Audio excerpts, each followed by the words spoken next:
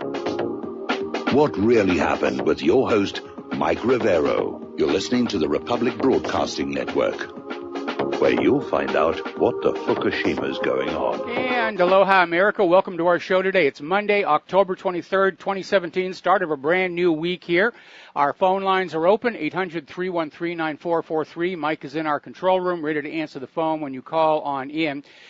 We are currently seeing the beginning of some major thunderstorms coming over the island, and hopefully we won't get knocked off the air as has happened previously, but you never can tell. So we'll try and get as much news done as quickly as we possibly can. Obviously, the big news is, or should be, the Uranium One scandal, Uranium Gate, if you want a name for it. And the corporate media is still stonewalling the whole issue. ABC and NBC have yet to report on it. CBS, 5 days after it broke on Fox News, they finally decided to give it a whole minute. Ooh, a whole minute. Wow, yes. Not getting anything past those guys. Now, let's talk about our little informant. This is the guy that the FBI had inside all of this, who documented all of this corruption and bribery and influence seeking that was going on. And he simply referred to his confidential source one. His identity is being withheld, which is a very, very good thing. But apparently through his lawyer, Victoria Tonsing, he's now out there saying that he literally was threatened after wanting to offer details linking the Clinton Foundation to the Russian bribery case. He was actually being threatened. Now, here's where it gets rather dark and murky here, because London Center for Policy Research President Tony Shaffer was talking about the uranium deal with Lou Dobbs, and apparently Attorney General Sessions refuses to lift the gag order on this informant. He's prevented from speaking by something that's loosely called a non-disclosure agreement with teeth. Sessions has the right to void that agreement. He's not doing it. Once again, the wagons are circling around the establishment as a whole, because I'm sure the message has already gone out from Hillary. You investigate me for this, I'll blow the whistle on all the drug smuggling that's been going on inside this country. All of the drugs brought in with U.S. government approval and sold to the children, I'll blow the whistle on all of that. And that would bring the government down. Interestingly enough, though, the foreign media is really starting to look into all of this stuff here. Article that came out of the Daily Mail about how Hillary Clinton was using the Clinton Foundation as sort of a personal piggy bank. They were using those funds to pay for the personal consultant Huma Abedin, a $34,000 a night Caribbean holiday for daughter Chelsea, payoffs to silence Bill's sex accusers. And the story just basically goes on in where it's not really a charitable foundation at all. It's a slush fund. Now, Jimmy Carter just had an interview with the New York Times, and to put it all together succinctly, basically came on out and said the Russians didn't alter the election, Obama didn't deliver, we didn't vote for Hillary, which is really what came down. And Hillary and her people are still out there trying to blame Russia, find some way to link Russia to her defeat. She's out there making all kinds of personal appearances. You know, she's campaigning. We don't know what for, but she's clearly in a pattern of campaigning. Yes, part of it's to sell her book, which is not doing all that well. But she was on Saturday's Graham Norton program on the BBC. They gave her like half the show to basically rant on about all the people who betrayed her and how the election should have been hers, and so forth and so on. Now, Tony Podesta and his company, the Podesta Group, are now under federal investigation by FBI Special Counsel Robert Mueller in connection with the Russia investigation. This is coming out of NBC News. Now, this is not a good thing. We know that Mueller is part of the problem. He was part of the Uranium One deal. He's Hillary's protector. He's Hillary's axeman against Donald Trump. So the main reason he took over this investigation into the Podesta Group was to prevent anybody else from having an investigation. And that happens a lot of times. It happened all the way back on the Kennedy assassination, which was technically Texas jurisdiction. And the government swoops on in and says, we're going to have a high-level investigation. Give us all the evidence. Give us all the lab data. Give us all the forensics, and we'll take it from here. And, of course, they turned around and lied to us. So that's why Mueller is taking over the investigation into the Podesta group. Because, I mean, what's he really going to do? Really investigate? That would just hammer home the fact that the real Russia collusion was with Hillary and her people, not Donald Trump. And Mueller's job is to tarnish Donald Trump. So he's taking over the Podesta investigation to make sure it stays buried. Meanwhile, Maxine Waters was speaking before a group that benefits homeless LGBTQ youth. Boy, there's a niche market. And Waters vowed to go and take Trump out tonight, which drew a lot of applause from the people in attendance, should draw the attention of the United States Secret Service when you go on out there and make these kind of comments. Now, we're going to do a shout-out to our on-air affiliates who are just now rejoining our network. And we're going to turn out over to the war zones. There's a lot of stuff going on over there. Now we're hearing that ISIS may surrender that eastern bank of the Euphrates to the U.S.-backed forces. See, here what's going on. The Kurdistan gambit has failed. But the U.S. has not given up on finding a way to partition Syria and make sure that the part that Assad is left with doesn't have the oil, doesn't have the money. And it's utter hypocrisy when you look at how the U.S. wails on and on about how Catalonia can't be split off from Spain and Crimea should not have been split off from Ukraine and, you know, territorial integrity. And now the U.S. is in Syria, clearly intending to grab hold of part of it and not give it back to the Syrian government.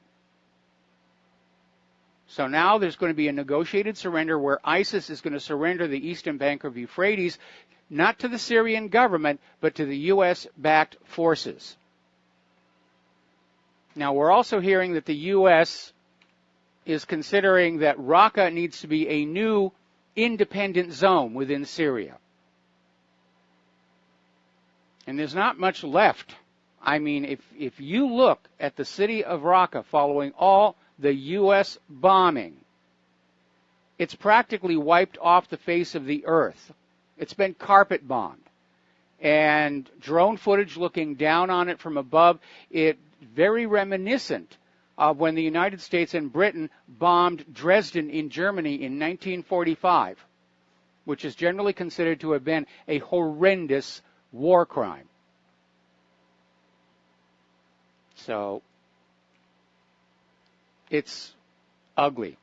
Now, according to an article in TASS, Russia is of the opinion that the coalition, meaning mostly the United States, wants Raqqa to be a Syrian center outside of Assad's control. So they're getting ready to break Syria into pieces, which that really is an act of war. The U.S. has absolutely no legal foundation for it. They're not even supposed to be there. U.S. forces, U.S. allied forces, have taken control of Syria's largest oil field. Everybody's running for the good land, for the oil, for the resources, trying to create facts on the ground, a new border inside Syria. And the U.S. allies get all the oil, and Assad gets the dirt. Now, Israel keeps on attacking the Golan Heights. Syria has informed the United Nations that this should show a collusion with these terrorist groups that have been in Syria. And even worse, Israel is saying they're going to escalate the attacks onto Syria because the claim is errant artillery shells from Syria have landed in Israel. They didn't hit anything, nobody was hurt, nothing was damaged. We've seen this pattern before. Israel wants permanent ownership of the Golan and all that oil and gas underneath it. They're already drilling it out and selling it. Now, Rex Tillerson is out there screaming about Iraq, and now that the Kurdistan project has pretty much failed, Rex Tillerson said it's time for Iranian foreign fighters to leave Iraq now that the Islamic State militants are nearing defeat. And then he goes on out to say the foreign fighters in Iraq need to go home and allow the Iraqi people to regain control. Really, does that mean the Americans are leaving Iraq? I didn't think so. The complicating issue is that Iraq has asked for Iran's help, primarily in dealing with the Kurds. Iran is in Iraq at Iraq's invitation and permission.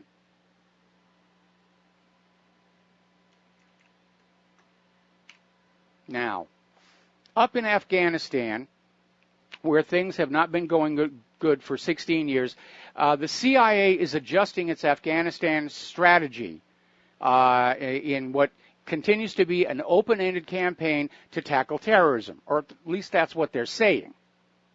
But the CIA is expanding its covert operations in war-ravaged Afghanistan.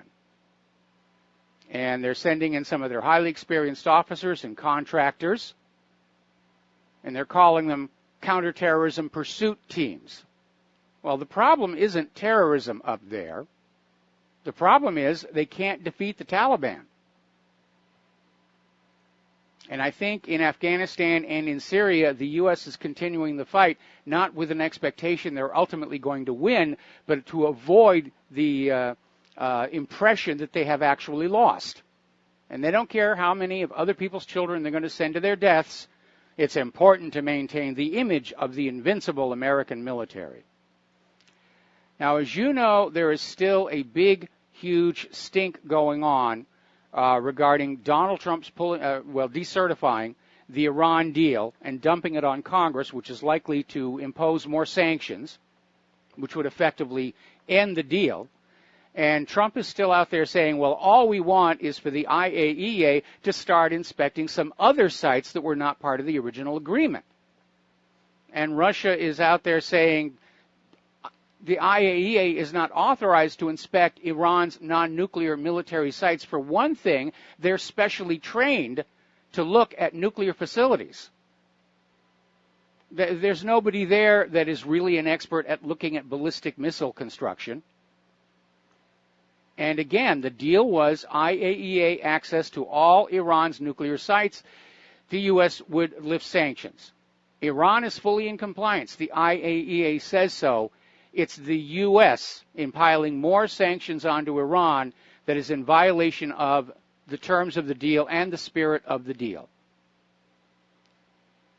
Now, a lot of other countries are really cool on this idea of losing the Iran nuclear deal. Polls are showing the majority of Americans think it's just fine the way it is.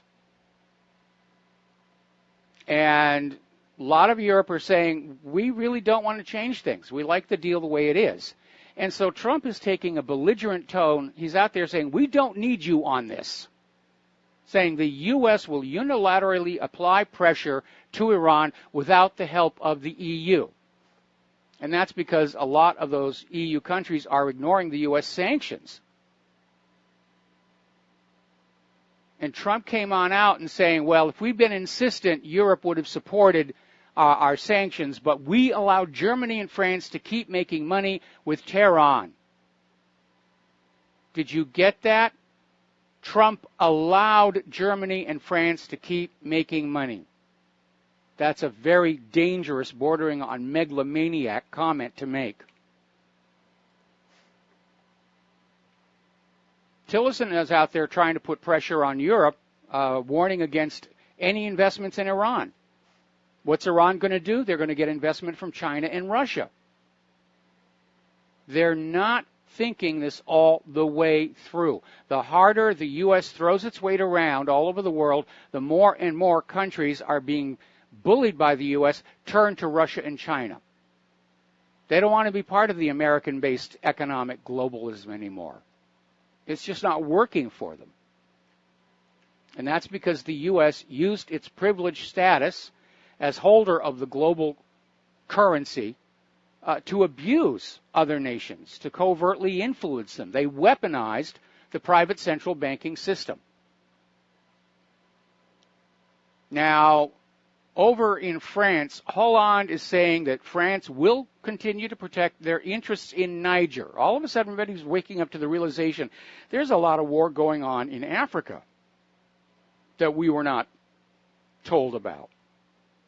And so basically, there was an attack on a uranium plant run by nuclear reactor maker Areva in the northern town of Arlit earlier on Thursday. So we're going to go in there and cooperate with the Niger government to fight against terrorism and protect our interests. Mostly it's about protecting their interests. Remember, Niger is next door to Mali, and France is already in Mali. They invaded right after Germany demanded repatriation of their gold, and Mali just happens to be one of the largest gold producers in Africa. Funny how that works out. Meanwhile, the Pentagon, now that it's known that we have wars going on all across Africa, they're using the ambush in Niger that killed 4 U.S. Special Forces members. Basically, it's forced the Pentagon to admit they're routinely carrying out ground patrols inside Niger, but hey, as long as we're on the subject, we need a much, much bigger budget, for AFRICOM. We don't have the resources. This never would have happened if you'd given us more money. Actually, it never would have happened if you'd stayed home and minded your own business. A little bit of good news coming out of the Philippines. Philippines has destroyed the ISIS presence. The Battle of Marawi has been won, and it's all over and done with. And basically, this means that the U.S. has lost any rationale for going into the Philippines. Remember how that all came down, where Obama went down to the Philippines and said, no, you don't want to treat your drug dealers like this. We're a humane country. You don't hit the drug trade like that. And President Duterte said, yeah, it's our country. We're going to do what we want to do. Then all of a sudden, ISIS shows up. They're making a mess, and the U.S. is talking about intervention. Well, not going to happen. The Philippines got ISIS out of their country. The most alarming talk, however, is coming over from the war hawks regarding Korea. An article coming out of CNN, no less. CIA Director Mike Pompeo said the United States has to act as if North Korea is on the verge of being able to strike it with a missile and act accordingly, and that President Trump is ready to do so. In other words, they're not going to wait for North Korea to actually do something, because North Korea isn't going to do anything. All they've been doing is testing. But we have to act as if they're a threat to us. Well, that's what they said about Iraq and Saddam's nuclear weapons. That's what they said about Syria and his sarin gas. How many more times are you going to be lied to until you're willing to stand up and say, I am sick and tired of being lied to, so that this government can send young people off to more of these wars? Because that's exactly what they're talking about. This is another ginned-up attack on a nation that has not actually done anything.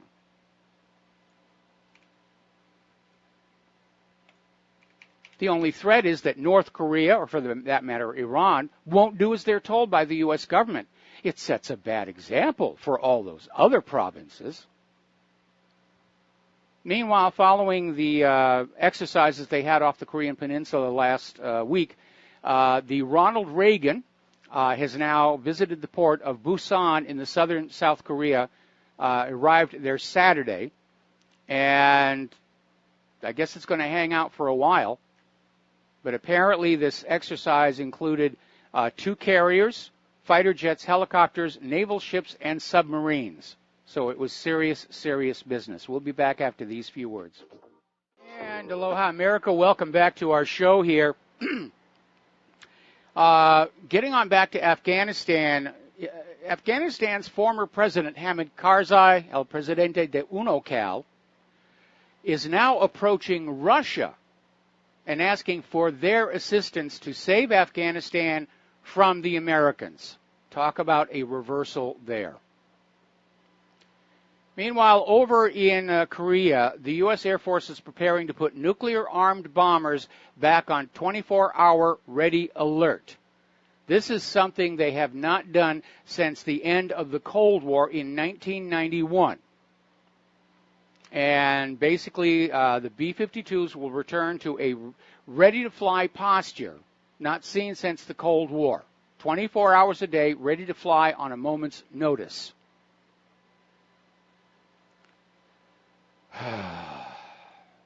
It's getting very serious out there, folks. It's getting very serious. And remember, for all this talk of Iraq's nuclear weapons and Iran's nuclear weapons and North Korea's nuclear weapons, only one nation in all of history has ever actually used nuclear weapons of mass destruction against the civilians of another country, and that was the United States of America.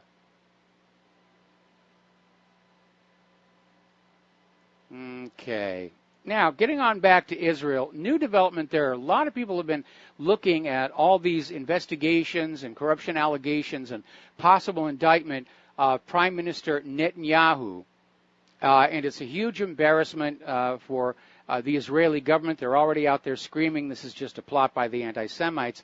Now, apparently, the Knesset is looking at a bill, they're calling it the French bill, that would exempt the sitting prime minister from all investigations.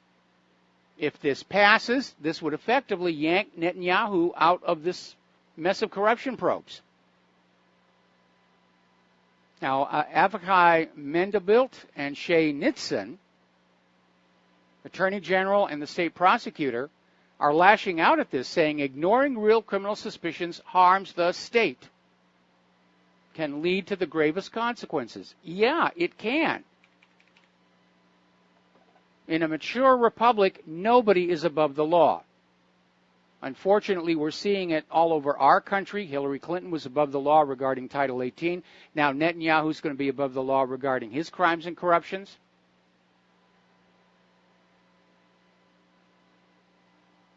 Now, getting on to the economic news, apparently the U.S. government ran an almost $700 billion deficit so far this year.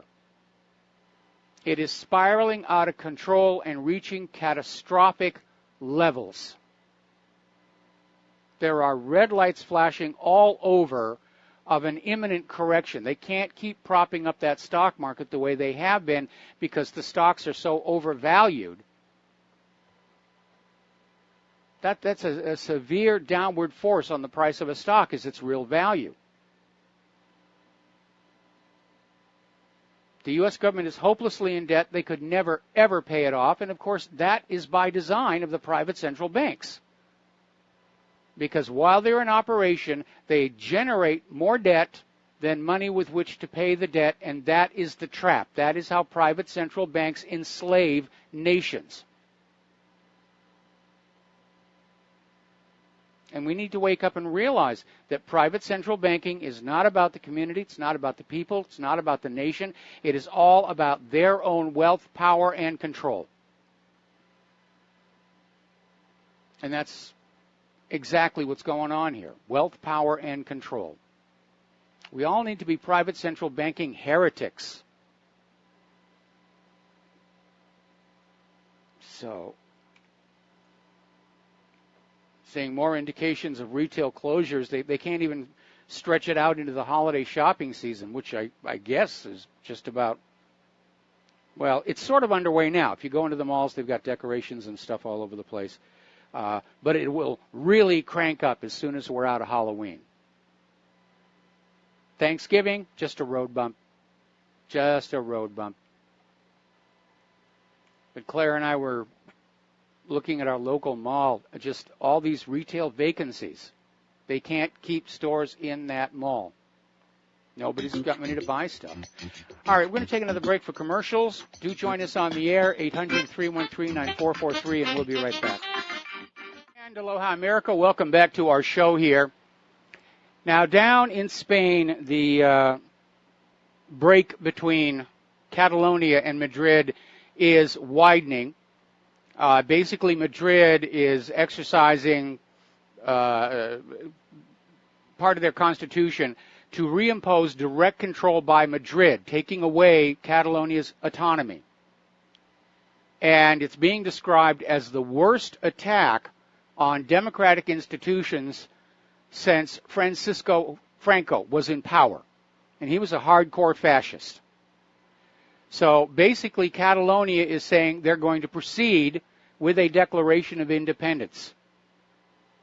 And even more than that, Catalan authorities are saying nobody in Catalonia are going to follow any orders that come from Madrid anyway.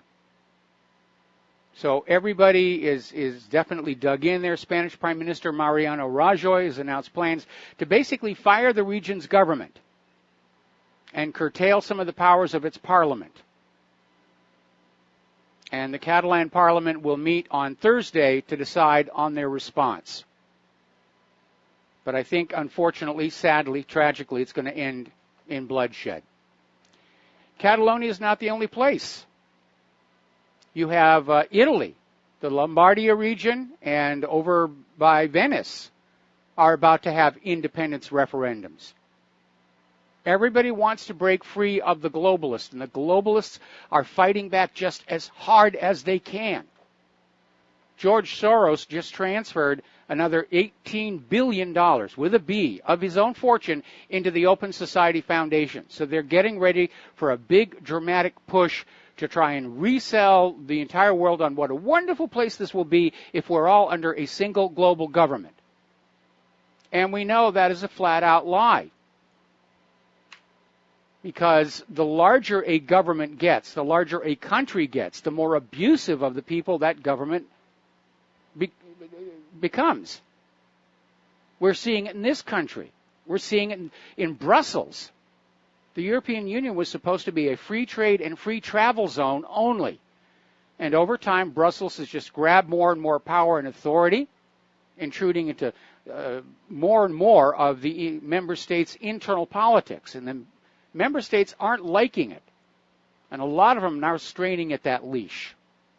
So I don't know what George Soros is going to do to try and reverse that, because everybody is seeing the economic damage from the ECB, and more, they're seeing an attack on their culture and their history with this flood of these refugees. And they are just causing all kinds of problems. Now, interesting story out of Jihad Watch. Apparently, there was a Muslim migrant, Sarbast Fatah, who was convicted of raping this woman, and she actually got part of it on her cell phone recorder, where it said, no, I don't want to, no, I don't want to. So with open and shut evidence like that, yeah, he was sent to jail. He's out there saying, well, really, it wasn't rape. This is all cultural differences. And I just didn't understand the British law, because apparently in this migrant's hometown, rape is considered okay under certain circumstances, or at least that's what he's trying to claim. I'm just behaving like a normal Muslim. Well, here's the big problem with all the refugees, and for that matter, the illegal immigrants. They're not interested in integrating into their new homes. They want to turn their new home into what their old home was, the one that they ran away from. Shows you how much sense this all makes. But no, Teddy Roosevelt said it perfectly. If you want to come to the United States of America, you are welcome. But just understand a couple of things up front. This is the United States of America. We have one language, English. We have a work ethic. And we have U.S. laws. And you will comply with all of that, or you're not welcome. And unfortunately, when in Europe, the refugees are out there saying, no, you have to change your country to be just like the one that we left. Well, if it was all that good, why did you leave? Now, over in, Nashua, New Hampshire. I used to hang out there a lot when I was a kid. Mohammed Rafiq, he's 27 years old. He's a Muslim refugee from Burma, also called Myanmar. He's been in New Hampshire for almost 2 years, still does not speak any English whatsoever. And he's been busted for pedophilia. Apparently, he tried to kiss and fondle 4 girls between the ages of 7 and 12. And Nashua, New Hampshire, is one of Obama's welcoming cities. Yes, we're welcoming you into our town. Don't bother learning English, and here, help yourself to our children. It really isn't working out, and they're trying as hard as they can to keep people from talking about this stuff or thinking about it, but it's failing miserably. People are starting to look at the world with their own eyes. They're not waiting for the TV set to tell them what they see, what they hear, what they think. We were talking the other day about this poll that was taken of what are Americans most afraid of. And obviously the people who commissioned the poll, they were hoping to find that Americans are most afraid of ISIS or most afraid of the Iranians or the North Koreans. Nope. The vast majority of Americans are afraid of their own corrupted government. By a huge margin. All those other things, ISIS, North Korea, Iran, way down in the list. And the fact that Americans are now aware of the true nature of the government, I think that counts as a victory for the independent media. Because certainly the corporate media is not going to put anything out that would make you question the government or challenge any of those precious beliefs. Remember the big stink over election fraud? When Trump first brought it up last year, and the entire corporate media said, how dare you even say that our elections are anything but 100% honest. Remember, Obama came on out and said, no, there's no possible way the elections could be rigged. And boy, did they change their tune when Trump actually won. Yes, the election was rigged. It was rigged by Russia. Jill Stein, we're going to have a recount here. And then Trump came up with his Commission for Voting Integrity. And then all of a sudden you have these same people saying, no, don't take a close look at our election system. Really, it's racist for you to do that because you're going to be targeting the illegal immigrants who, by the way, are not supposed to vote in the first place. Last count, thousands of confirmed incidents of massive election fraud in last year's elections, and it had nothing to do with Russia. Because all of it that's been found so far benefited Hillary Clinton. And maybe Trump would have been very happy with Hillary winning the White House because he's got her over that Uranium One deal. She is wide open to blackmail. That may be the reason she worked so hard to return those 10 arrested Russian spies to Russia as quickly as she could. That right there proves she's totally compromised by her own corruptions. Now, Doug Jones, he's the Democratic candidate for December's Senate special election in Alabama. And apparently one of the things he did recently is he spearheaded an effort on behalf of a legal group massively funded by George Soros. And the agenda of this group was to fundamentally transform the role of U.S. attorneys from one of prosecuting criminals to activists that enact a so-called progressive criminal justice agenda. In other words, he wanted to turn them into social justice warriors. Forget about arresting and prosecuting bank robbers and rapists and things like that. We're going to go on out. We're going to chase down those people who use the wrong gender pronouns. That's the new American way here.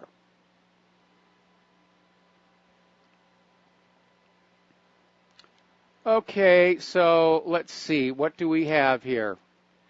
As you know, the censorship against the independent media, the internet, is starting to break out into the open. And a lot of this is being championed by the Anti-Defamation League. And the ADL has already succeeded in making partnerships with Google and Facebook to team up against truth seekers. And we're starting to see where history is being erased. It's being rewritten. It's right out of 1984, Winston Smith. Yeah, we got to rewrite this. It makes the government look bad. Amazon is starting to ban certain books from their catalog. They're putting pedal to the metal. They're trying to complete their transformation of this country into a fascist dictatorship because now they're aware people are awake and seeing what's going on. Now, this is a very scary story. The former commissioner of the Federal Election Commission, Anne Revelle, has proposed an insane new law that seeks to punish readers of news with libel. That's the readers of news with libel if a story is deemed false. Now, who decides whether it's true or false? Obviously, the government.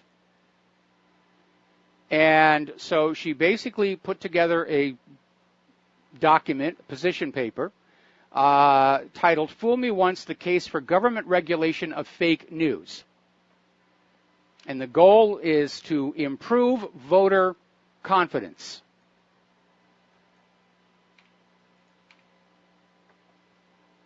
So they're scared. You can see it with every one of these moves. They're scared. They're finally realizing the government and the corporate media have lost control of the minds of America. The vast majority of the American people have awakened. They've had too many lies, too many frauds, too many hoaxes, and they want things to change. They're simply not believing the government and the corporate media anymore. And our government and our corporate media have gotten by with lies, fraud, and deception for so long, they've forgotten any other way to run a country. And now we're seeing, because of the Uranium One deal, the entire structure really is corrupted top to bottom. The reason Donald Trump was not able to find some decent people to hire onto his White House staff is there were none available anywhere inside Washington, D.C. Trump should have gone outside the Beltway. There are highly qualified people who can do the nuts and bolts tasks needed for running the administration. They're not compromised by past associations. They're not open to blackmail or bribery. You should have brought them in. The reason Trump could not drain the swamp is because basically he was hiring the alligators in to be the White House staff. It's an epic fail. And I think a lot of people are probably joining with me in their utter disappointment of Donald Trump. We did not get the Donald Trump we voted for. We got just another puppet figurehead who's pushing for more war, more money for the rich, less for you, to keep you helpless and powerless so the government can go on doing what it wants to do. Unfortunately, I'm seeing so much disconnect and discord within the government, it's not really clear what the government really wants to do. It's deeply factionalized.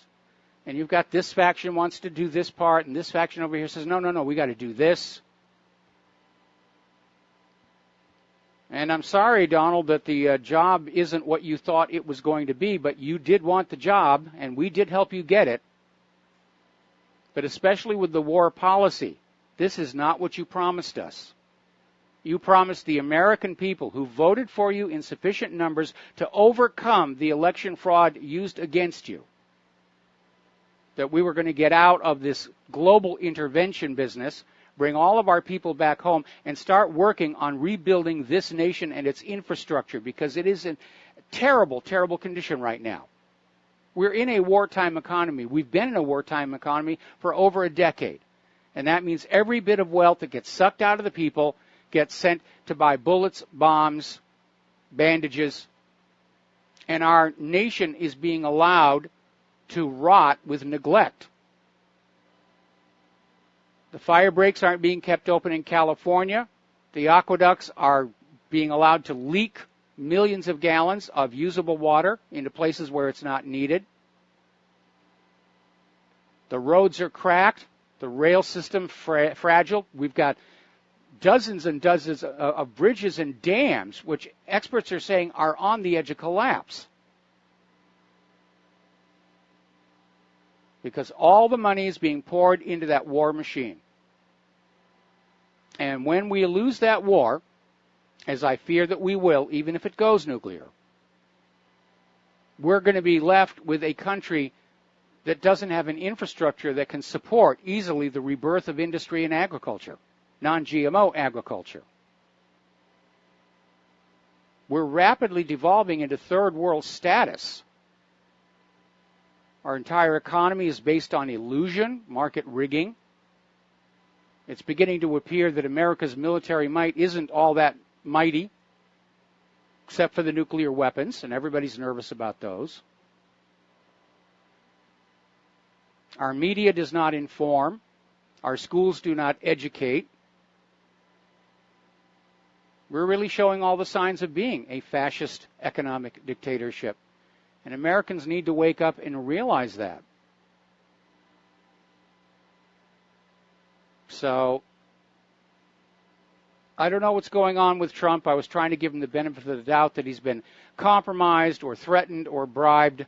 But I think he got into that Oval Office and it just played with his head. And he's out there repeating Richard Nixon. You know, I am the president. When the president does it, it's not illegal.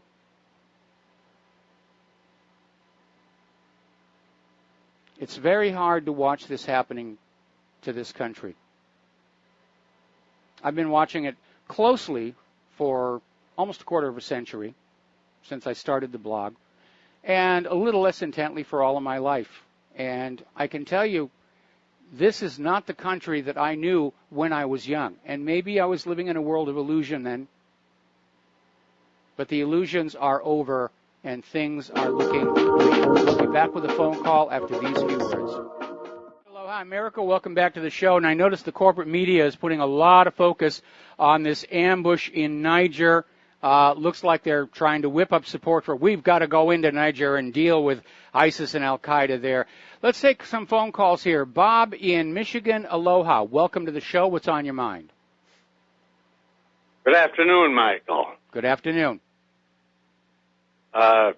Simple things from out here in farm country. When it comes to immigrants, if they don't understand our laws to begin with, maybe they shouldn't be here. And secondly, if they don't respect our laws, maybe they shouldn't be here. Thank you, Michael. Makes perfect sense to me. Makes perfect sense to me. And like I've mentioned before, there have been times when I've gone to other countries on film projects and such. And when I go, I try and learn the language ahead of time as much as possible. It's just respectful. And yes, I'll go through the book and make sure that there aren't any laws that I might accidentally stumble across. Some places can be very strict. Down in Indonesia, if you litter, you get caned. But it's your responsibility to know that going in. The same thing applies to the illegal immigrants and these refugees. When they go into Europe or the United States of America, they are responsible for learning what life is like in their new home. To know the laws, to respect those laws, and not think that everybody's being racist because you're not being allowed to live the way you did in the old country. It doesn't work that way. It's just common sense, no? It is. Thank you, Michael. All right, thanks an awful lot. Okay, and again, at the heyday of immigration in the U.S., give us your tired, your poor, your teeming masses yearning to breathe free and all the rest of it. It sounded really good, but the reality was everybody coming to the country had to go through Ellis Island. They had to be checked for contagious illnesses. They had to be checked that their documents from their home country were okay. People got turned back. People got sent to quarantine. It wasn't really open borders. Open borders have been a disaster. And the only reason it's still out there is it's being promoted by this New World Order agenda to try and blur everybody together, to erase our cultural identity, our sense of our own history, to make it easier to control us. They just want a giant planetary blob of humans. That's what's going on here. All right, we're going to start a phone call with Dustin in New Jersey, but Dustin, I'm going to have to take you to the station break. What's on your mind today? Hi, Mike. Yeah, they want to control the world. That's why they reduce our cultures to nothing, a blank slate. Cattle, all the same cattle. They can control us easier. No, we have no faith, no future, no nothing. All right, Dustin, stay on the line. We're going to take a station identification break here, and we'll be right back. Hello, hi, America. Welcome back to the show. Hour number 2. We're talking with Dustin in New Jersey, and we're talking about, well, all kinds of things, immigration, the Air Force. So why don't you just pick up where you left off? Yeah, Mike, it's like working in a cubicle. Everybody's the same, overruled, have an overseer. That's what they want. Well, they want everybody to be the same. There's another aspect, okay? People who have a strong sense of who they are, a strong sense of their home, their community, their history, they're going to be more willing to oppose outsiders coming on in and trying to take over the place. If you have already erased that emotional connection between people and the land that they're on, it's going to be a lot easier to displace them with military force. And that's why you have the younger generation in schools being brainwashed because, by the time they get our age, they're not going to really know anything but diversity, and it's just a code word for control. It's just a simple. These people don't care about diversity or women's rights or, all you have to do is look at Hollywood and Harvey Weinstein and, Democratic Party, Republic. They don't care. It's just those are talking points and a way to, for you to, look at that, like the football thing or this or that. It all comes down to they're in control. That's why those who make the rules rule. Yes. Look at, like your previous caller, Mike, he just said, the illegals don't want to follow the rules and stuff. Well, not only they don't follow the rules, but our own leadership in this country don't follow the rules, a.k.a. Hillary Clinton, James Comey, the Bushes, all of them, because they don't believe in the rules, that they're higher than the rules. And it's just not just them, Mike. It's the Western world, Mike. Yes. The Western world has a rot to it. And it's just a shame what's going on, man. I don't know, man. Every day I wake up, I'm like, man, I hope it gets better. But you know what? Like George Carlin says, it ain't going to ever get better. And he was a prophet for that stuff. Yes, he was. He was. Putin, hey, Mike, what? Before we go on, Putin made an interesting comment the other day. He said that when a nation loses its morals and ethics, it's actually worse than having a nuclear bomb go off in your country. It takes a lot longer for you to see the damage, but it is going to happen, and we're seeing it around us in this country. At the decay, at the rot, poor construction, poor products in the stores. Decadence, Mike. Yes. Exactly what happened to the Roman Empire. Decadence, a bread and circuses mentality. Some people have a good German syndrome. They don't care, or they get their pension and they go on their vacation. They don't care. But you know what? At the end of the day, everybody's going to get hurt by it. Even like the person who don't think they're getting hurt right now. Everybody's going to get hurt.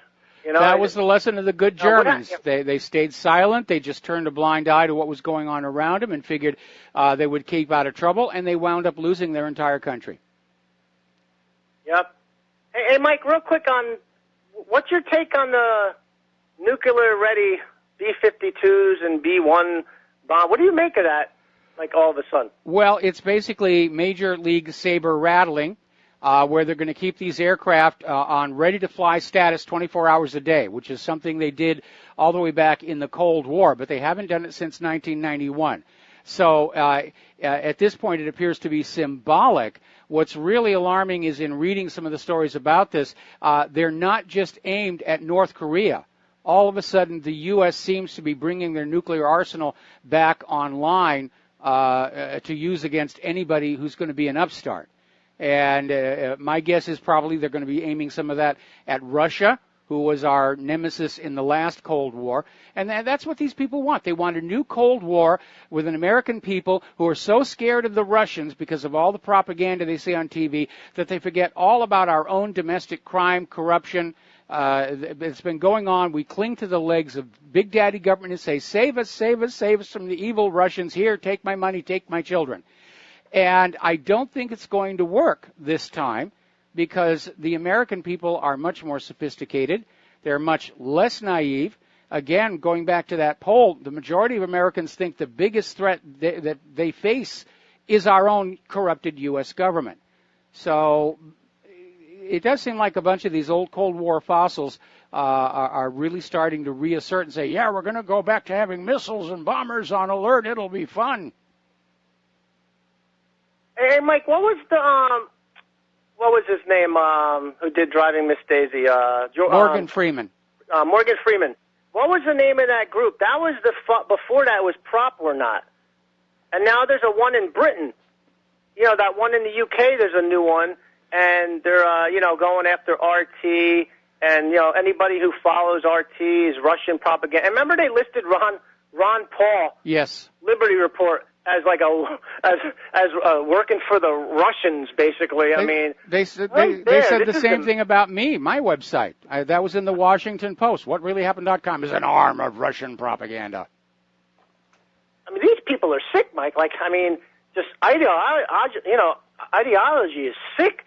I don't think they're even kidding around, really. I think they're really mentally sick. Well, I think they definitely qualify as sociopaths. There's no question about that. And I don't even think they really have an ideology. It's just, they're out to grab wealth and power. And if the nation is going to fail, they're going to grab all the wealth they can for themselves before it all falls apart. We have a coffee cup we sell over in our online store. The last official act of any government is to loot the nation. And it almost seems like we're there right now. Because, frankly, a new Cold War is not going to save our economy. Our economy has been allowed to lose its productive base, manufacturing and agriculture. And the only thing that's holding our economy together is those runaway printing presses at the Federal Reserve, a manipulated stock market, and those few remaining nations that are still using the U.S. dollar for global trade and banking. That's it. There's nothing else out there to hold this up. Yep, that was it, man. 2007 was the end of the cliff there, Mike. The jobs ain't coming back. I'll tell you that. For 99%, those jobs ain't coming back ever. They're on their last legs. That's all they got, like you say, is the money printing because it's over. It's over. The good times are over, like right before the crash of 29. We're the roaring 20s. Remember that? We had our roaring 20s. We're at the end of the line.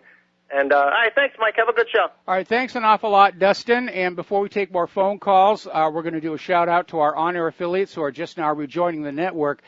The corporate media is still going on about this ambush in Niger, and they're now out there saying, well, we have to be in Niger to fight extremism, which is another way of saying we're fighting terrorists, blah, blah, blah, blah, blah. The reality is Niger has huge uranium deposits. Remember when they had that forged document that tried to claim Iraq was buying uranium yellow cake from Niger, which they didn't need to do because Iraq also has huge domestic supplies. But Niger has huge uranium deposits, and for some reason, the U.S. government is dealing with an unexpected 20% shortfall in domestic uranium production. And that is more than likely the reason we're there in Niger at the moment. All right, let's take another phone call. Ramsey in Canada, aloha. Welcome to the show. What's on your mind? Hello, sir. How are you? I'm fine. I just want to tell you something. I just saw the movie The Godfather Part 2, and it shows really good scenes about Ellis Island. When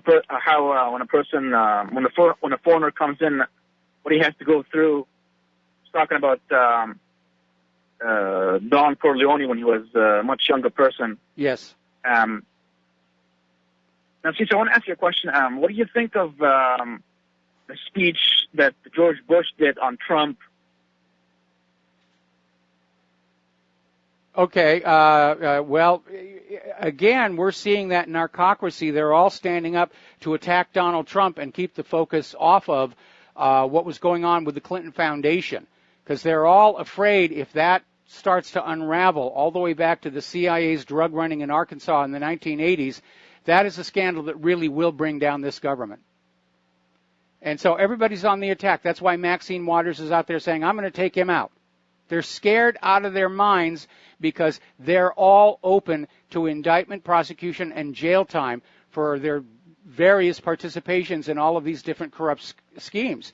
One of the really frustrating things about this so-called Russia-Trump investigation is all of the people involved with that were also involved in the Uranium One deal. And that's why they were so scared when Donald Trump won the White House. They were engaged in all this corruption and all this bribe-taking and all this multi-million-dollar slush funds in the sure and certain knowledge that Hillary Clinton was going to be the next president and there would never be any investigations. And that's why everybody panicked when Trump won. Because all of a sudden there's a president in the White House who, at least at the time, appeared could not be bought. Would not, he'd campaigned on putting Hillary Clinton in jail. We're still waiting to see that, by the way. And so that's why they absolutely panicked. And I'm sure that they've done everything they can to compromise him and control him. That appears to be succeeding. But it's all starting to come on out here, especially when you have these foreign newspapers are now running all this stuff about Uranium One. Yeah. And see, sir, I have another question. You see, sir, you talked about the Catalans and the Kurds and people like that have the right to have their own country through the UN Declaration of Independence and all that. Yes. And see, sir, I've heard one man talk about the UN. I forget the guy's name, but he said the UN Declaration of Independence and human rights and all that UN stuff doesn't apply to the Catalans and the Kurds because, see, the Catalans and the Kurds are not being occupied. That law of the UN, Universal Human Rights, was made after World War II to give the rights for people under colonial rule. To see if the Kurds and the Catalans, and also so we have the same thing in Canada. We have like the French people in Quebec. They wanted to separate, have their own country. We had a referendum like in 1995, and they lost it. Anyway, so if the Catalans and the Kurds want to have their own countries, and also they have to make a deal with the governments in those countries. The United Nations has nothing to do with. Well, I disagree. I mean, certainly in the case of Spain and Catalonia, that's a classic example of colonial rule because Catalonia used to be an independent nation and was captured by Spain. And so I think that definitely... Oh, I didn't know that, sorry. Yeah. Okay? Okay, thank you. All right, we're going to let you go and switch over to Alex in Florida. Aloha, Alex. Welcome to the show. What's on your mind? Hey, Michael, I have a question for you that I've been wanting to ask you for some time, and I just haven't yet. But here it is.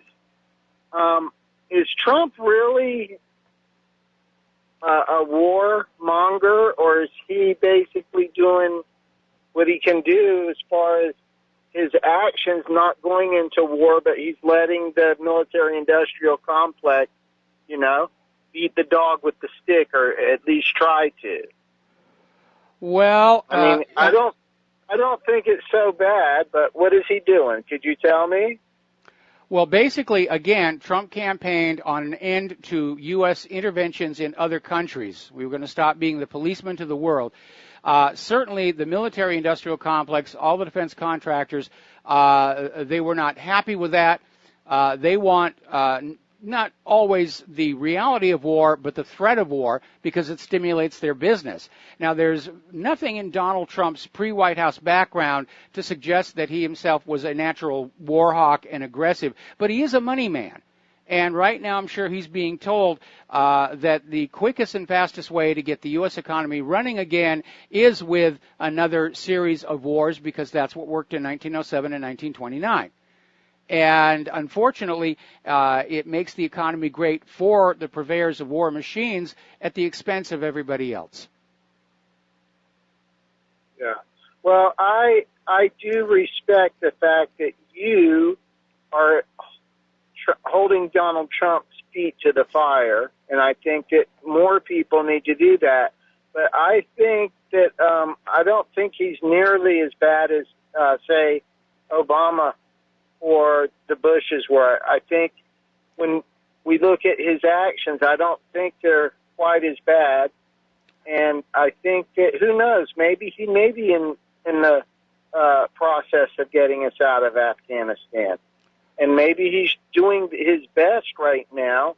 And we need to continue to hold his feet to the fire, but we also need to sit back and say, recognize his accomplishments. I mean, even with Hillary Clinton and all the crimes of the Obama administration, if he is able to bring her to justice, and he may be able to, it could be at the point where enough of the American people recognize that our government is so corrupted that if they don't bring those people to justice, the people are going to, like you say, it's going to be a collapse. It won't be violent, but it could be violent, but there could be a collapse because the people just don't trust the government. So maybe there's enough good in our government left to say we have to prosecute this or our country's done. Does that make any sense? Well, no, I understand what you're saying here. Unfortunately, again, this gets back to that issue of the narcocracy. And everybody who was involved with it understands that that is a secret which cannot come out publicly. And anything that gets close to Hillary Clinton or to the Clinton Foundation risks ripping open the cover-up back to that narcocracy and the CIA's gun and drug running out of Arkansas down to Nicaragua under then Governor Bill Clinton. And so that's what everybody's protecting. Even Hillary's worst enemies are going to be protecting that, because it does mean the end of the government, and it's the end of their nice, cushy, well-paying job. And that's what makes really for the best cover-ups, is where you get your own enemies working to help you keep that cover-up in place. And unfortunately, they are all tainted. Over time, a corrupt government gets rid of the ones who are not corrupt. Cynthia McKinney, good example. Ron Paul's another one. Like attracts like. Dennis Kucinich is another one too. Yep. I thought Dennis Kucinich could have been a great president. But I don't know. I don't know. I think there's a chance. I hope there's a chance that maybe, like you say, that the foreign countries are actually publicizing Uranium One and writing articles about it. I'm hoping that, maybe our government there could be enough great people in our government, which is highly unlikely, to say, you know what, we have a choice. We can either save our country or we can save a dictatorship. I don't think the people are going to stand for it for too much longer. And, what are we going to do? And my next question to you is, do you think the Republicans have a shot at the midterm election? Elections. Yeah.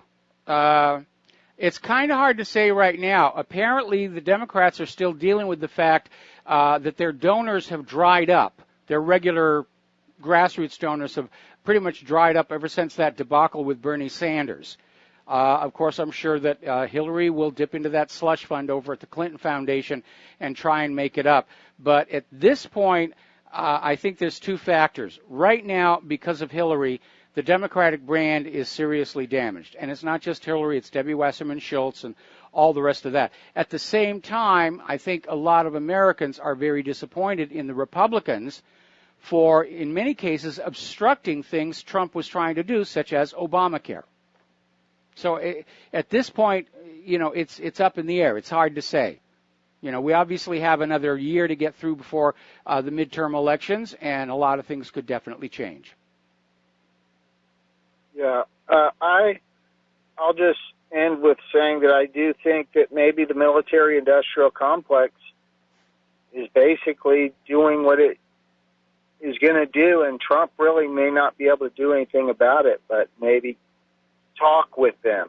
I'm hoping his actions remain peaceful. Let me just say that. Well, we'd all like to see that, but serious. that's not what we're getting out of our government. Now they're talking about going into Niger. Alex, we have to let you go and take a few phone calls. A few commercials. We'll be back with more phone calls after these few words. Aloha, America. Welcome back to our show here. And the corporate media is back to that whole condolence call nonsense. And remember, the lady released the full video that was being made when she took Trump's call. And she had him on speakerphone. You can hear both sides of the conversation. Very polite, very respectful. They're still out there churning this thing in their desperation to not have to report on Uranium One. All right, we're going to go back to the phones here. Mark in Florida, aloha. Welcome to the show. What's on your mind? Aloha, Mike. Thanks for letting me in. I wanted to speak about Trump, but I was hoping that he was a man that was sick and tired of paying politicians for permission to install a toilet. But then you see him, he'll meet a family and they'll have a little child, a 5 or 6 year old, and he'll ask him, what do you want to be when you grow up? Rich? It's like he worships money. Yes. I think that's what's wrong with him. He worships money more than anything else. And if he is true about the swamp and true about how he campaigned, he would flat out come out and say it. I have $20 billion, and every one of those dollars is a piece of the U.S. debt.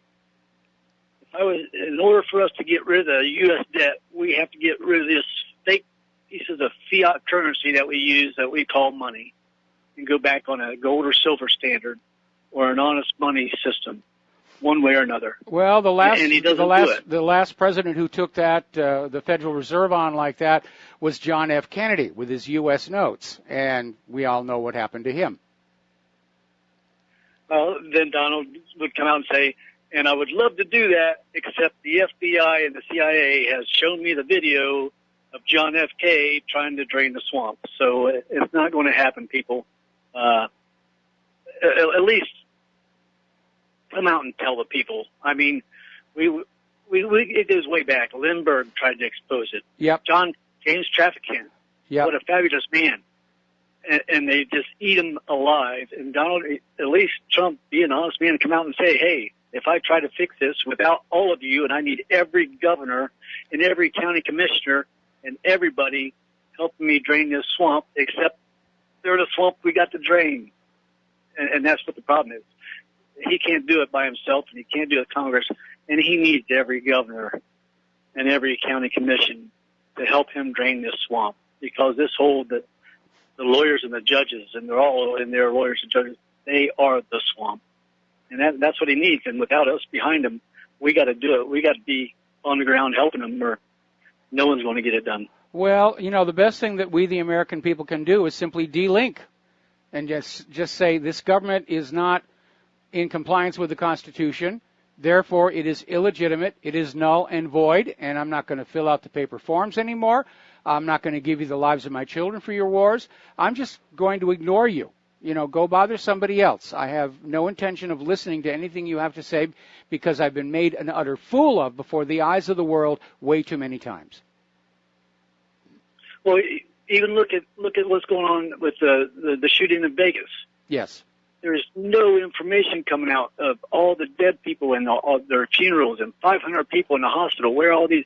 There's no information coming out. It's all, everything seems to be a hoax, and it's such a terrible thing that now I'm to the point where I don't believe anything anybody in government ever says to me. Well, that was something else that George Carlin always used to say. He says, I never believe anything that the government says. I'm in perfect agreement. I never believe anything the government says these days. I never believe anything the corporate media says these days because I'm tired of being made a fool of. Yeah, it's just a terrible situation. We've been raised because it started long ago. Yes. Since the day I was born, this lie has been on, and it's just hard to it's a hard thing to contemplate trying to fix. So thank you, Michael. All right, well, thank you very much here. And we've got another caller waiting online, but we're too close to the commercial break. So we're going to leave that till we come back here. And again, Fox News is now reporting on the fact that Mueller is investigating Tony Podesta in the Russian probe. But again, what I think is going on is he's taking over that investigation to make sure nobody else can. We'll be back after these commercials. Hi, America. Welcome back to the show here. And the corporate media is going on and on about how Mueller's probe now extends across the aisle. See, we're looking at both sides now. We're investigating Podesta and all the rest of that. No, they're not. It's all for show. Mueller's investigation of Podesta and or Hillary will be as phony as the Warren report was. All right, let's get on back to the telephones here. James in Texas, you've been very patient waiting on the line. Thank you very much. What's on your mind today? Hello, Mike. Can you hear me okay? I hear you just fine. Yes, you're right. The best thing people can do right now is disconnect.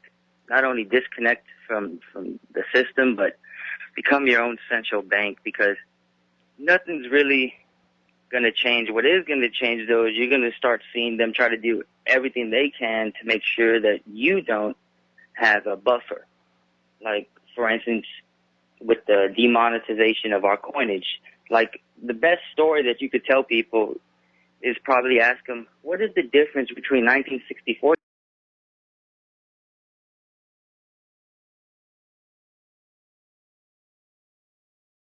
gas, 2000 money?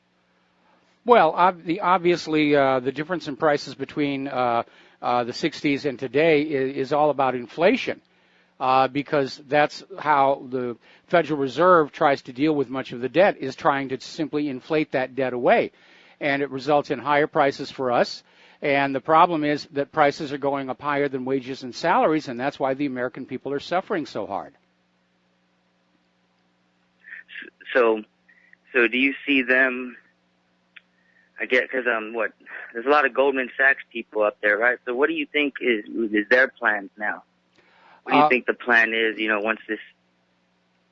I don't think they have one. I think that's the problem. I mean, this whole Federal Reserve System was set up to extract all the real wealth of the nation and put it in the pockets of the bankers, but nobody had a plan for what to do when they succeeded.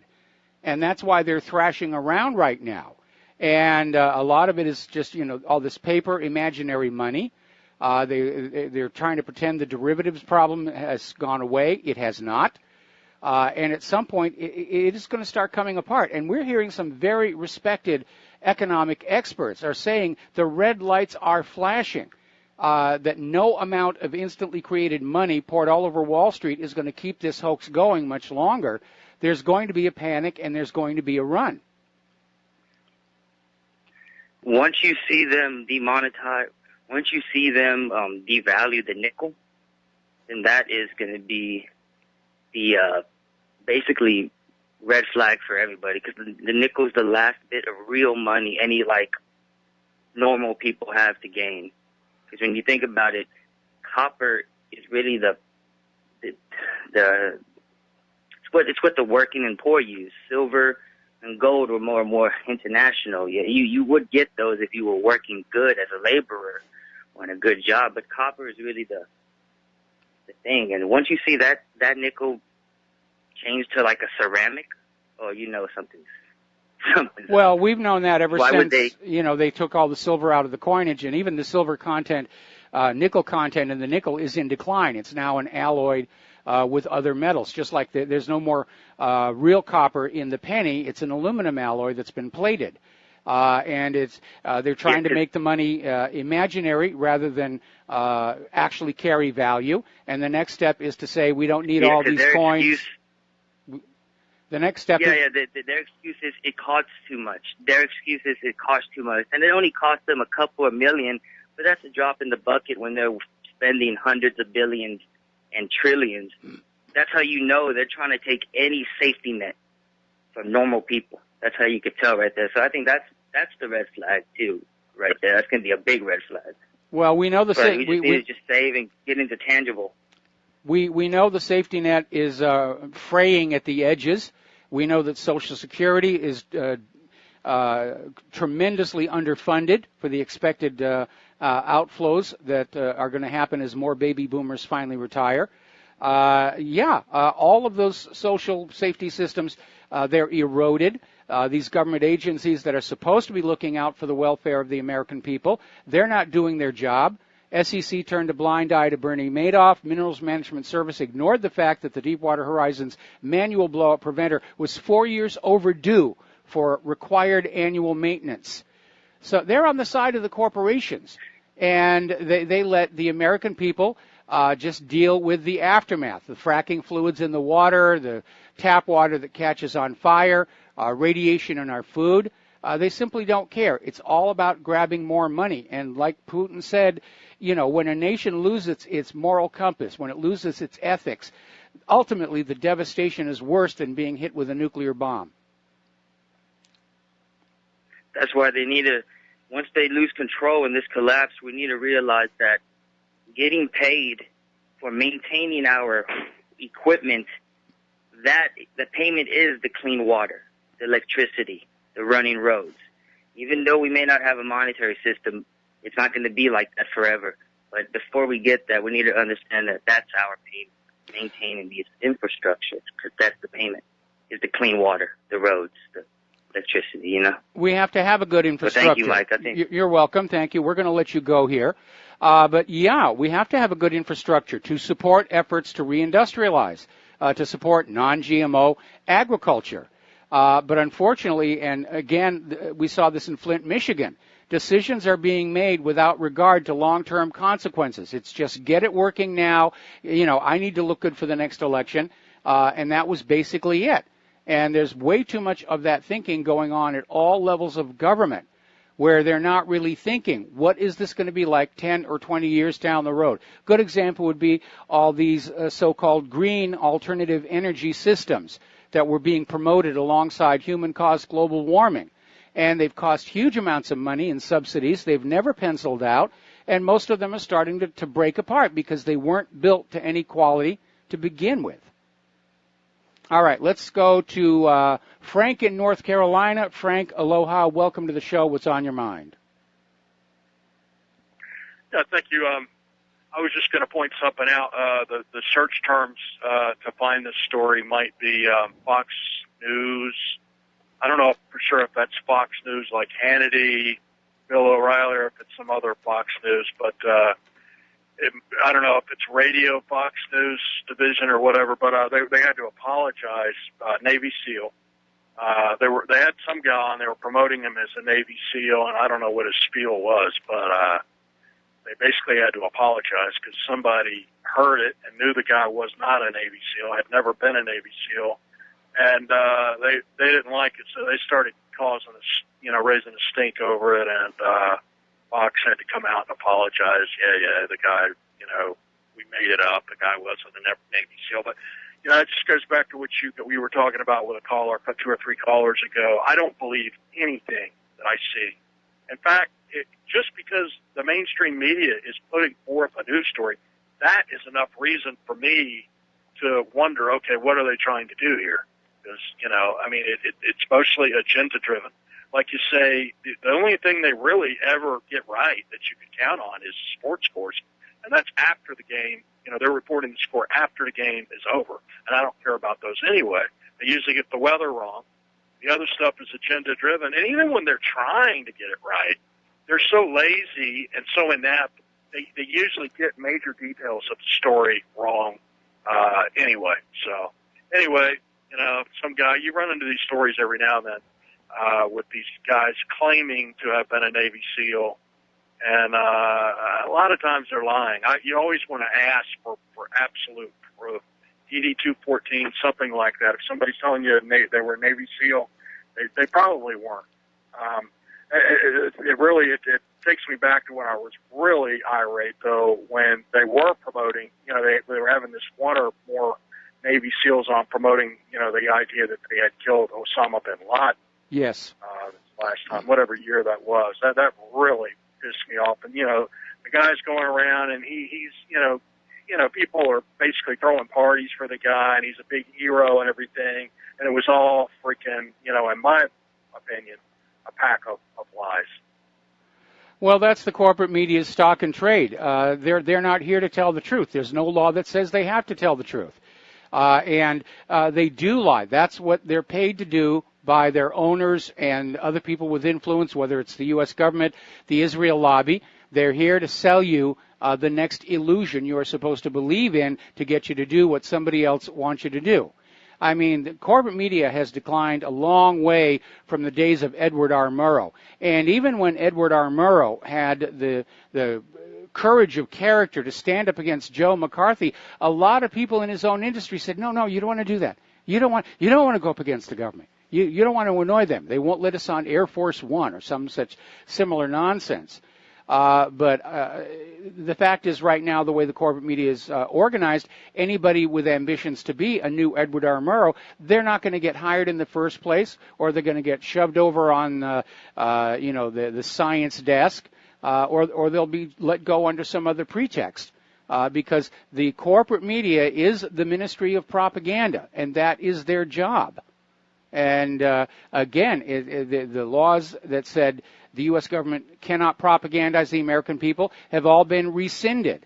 And the authorization to propagandize, meaning lie to you, the American people, was reasserted in, among other places, the National Defense Authorization Act. So they're out there openly admitting, yeah, we're lying to you, but it's for your own good. Just trust us, it's for your own good. You need to believe as we tell you to believe. And they're having a hard time of it. Yeah, it's for your own good. Believe the lies. You'll be happier. All right, I'm out. All right, thanks an awful lot. And to sort of go on back here, earlier this month, Fox News featured this story about a highly decorated veteran, Navy SEAL, served in Vietnam, earned 2 Purple Hearts, and hand-carved a presidential seal that he wanted to give to President Trump.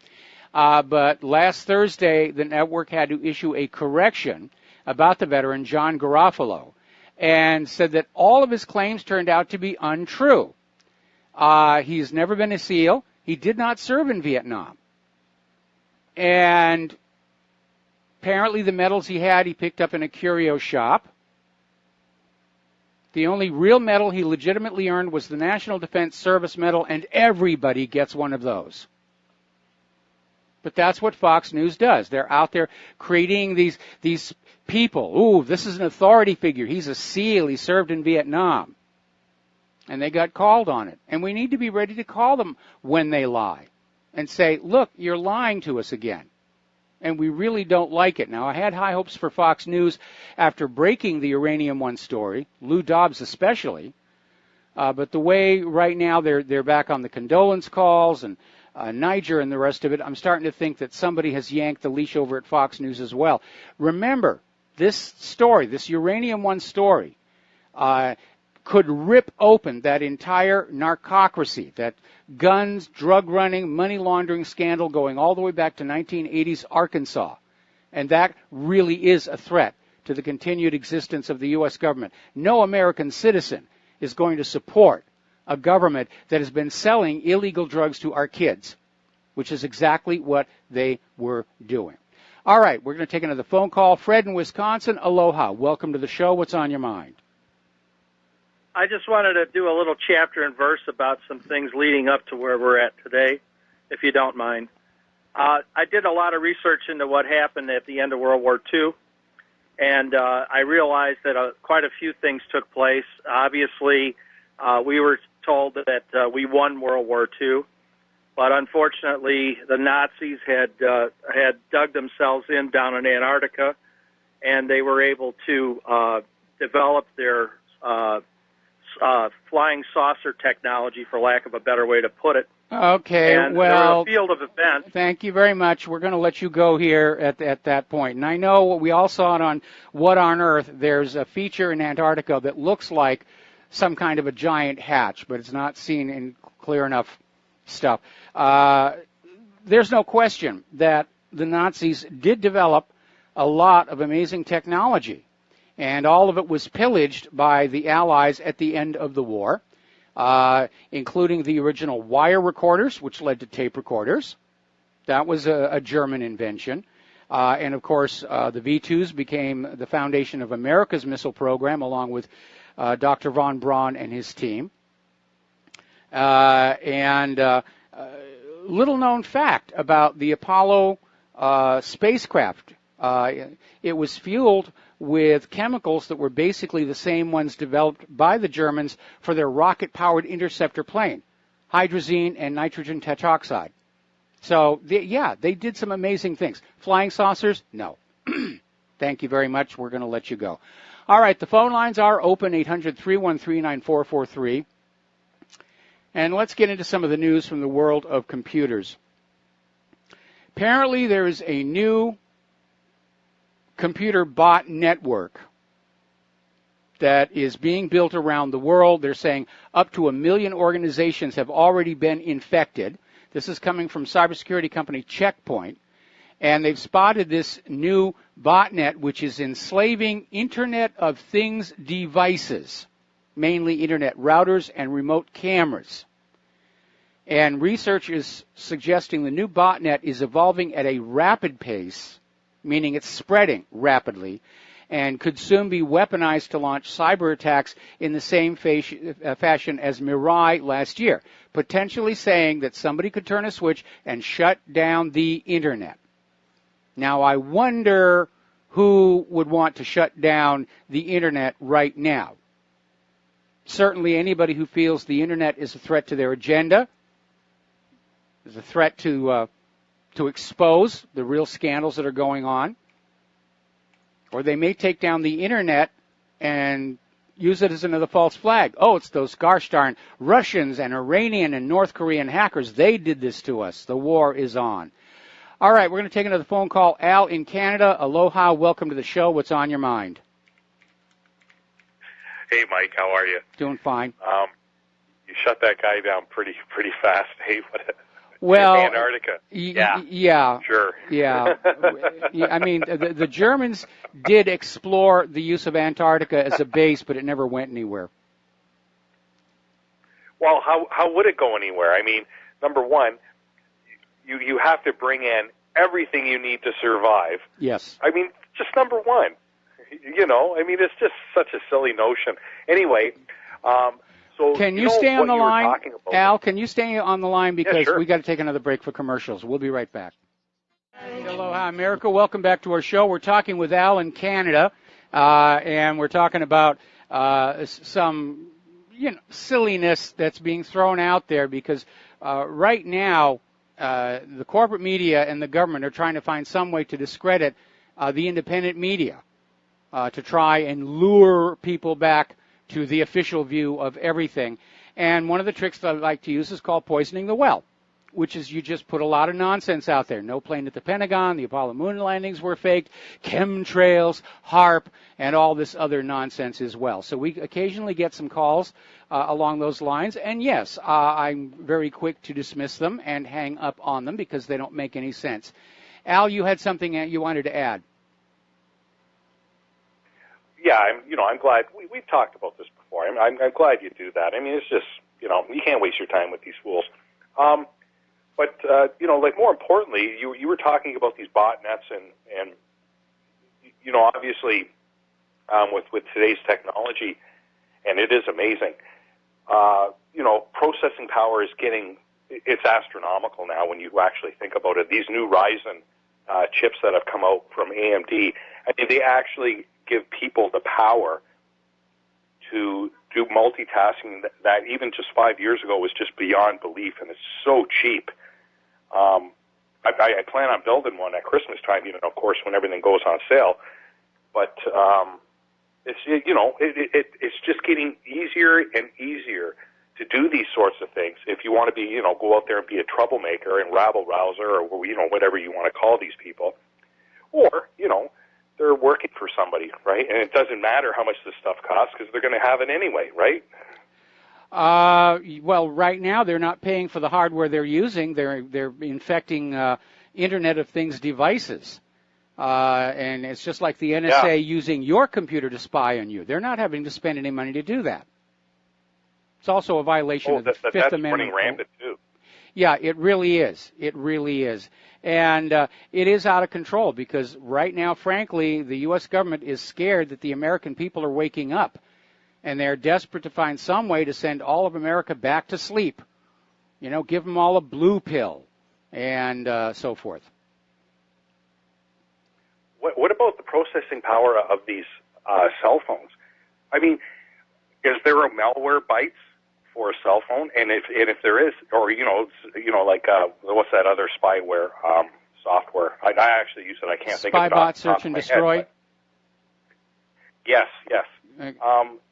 Do people even know about these things? And they're walking around with these phones, and we all know that as these updates become more and more available, a lot of their battery power is being drained. Well, what's going on? It's not just the apps, but what are the apps actually doing in the background?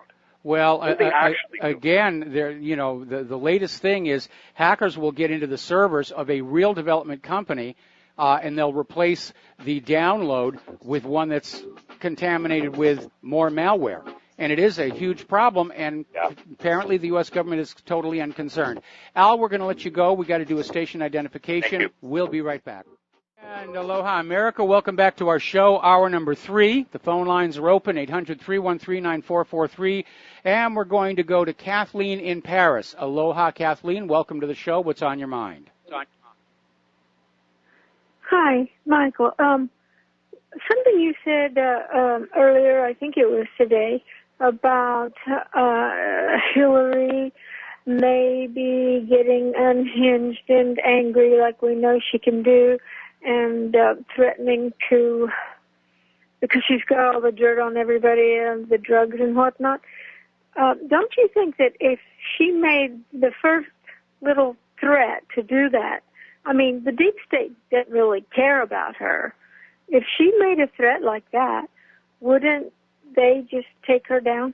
Well, you have to take into account the existence of a dead man switch. People who are operating at that level, where they are blackmailing people, they don't have the blackmail information on them. It's usually hidden in multiple locations under the control of multiple individuals who have agreed that if anything happens to Hillary Clinton, they will dump all this stuff on the corporate media, or failing that, the independent media.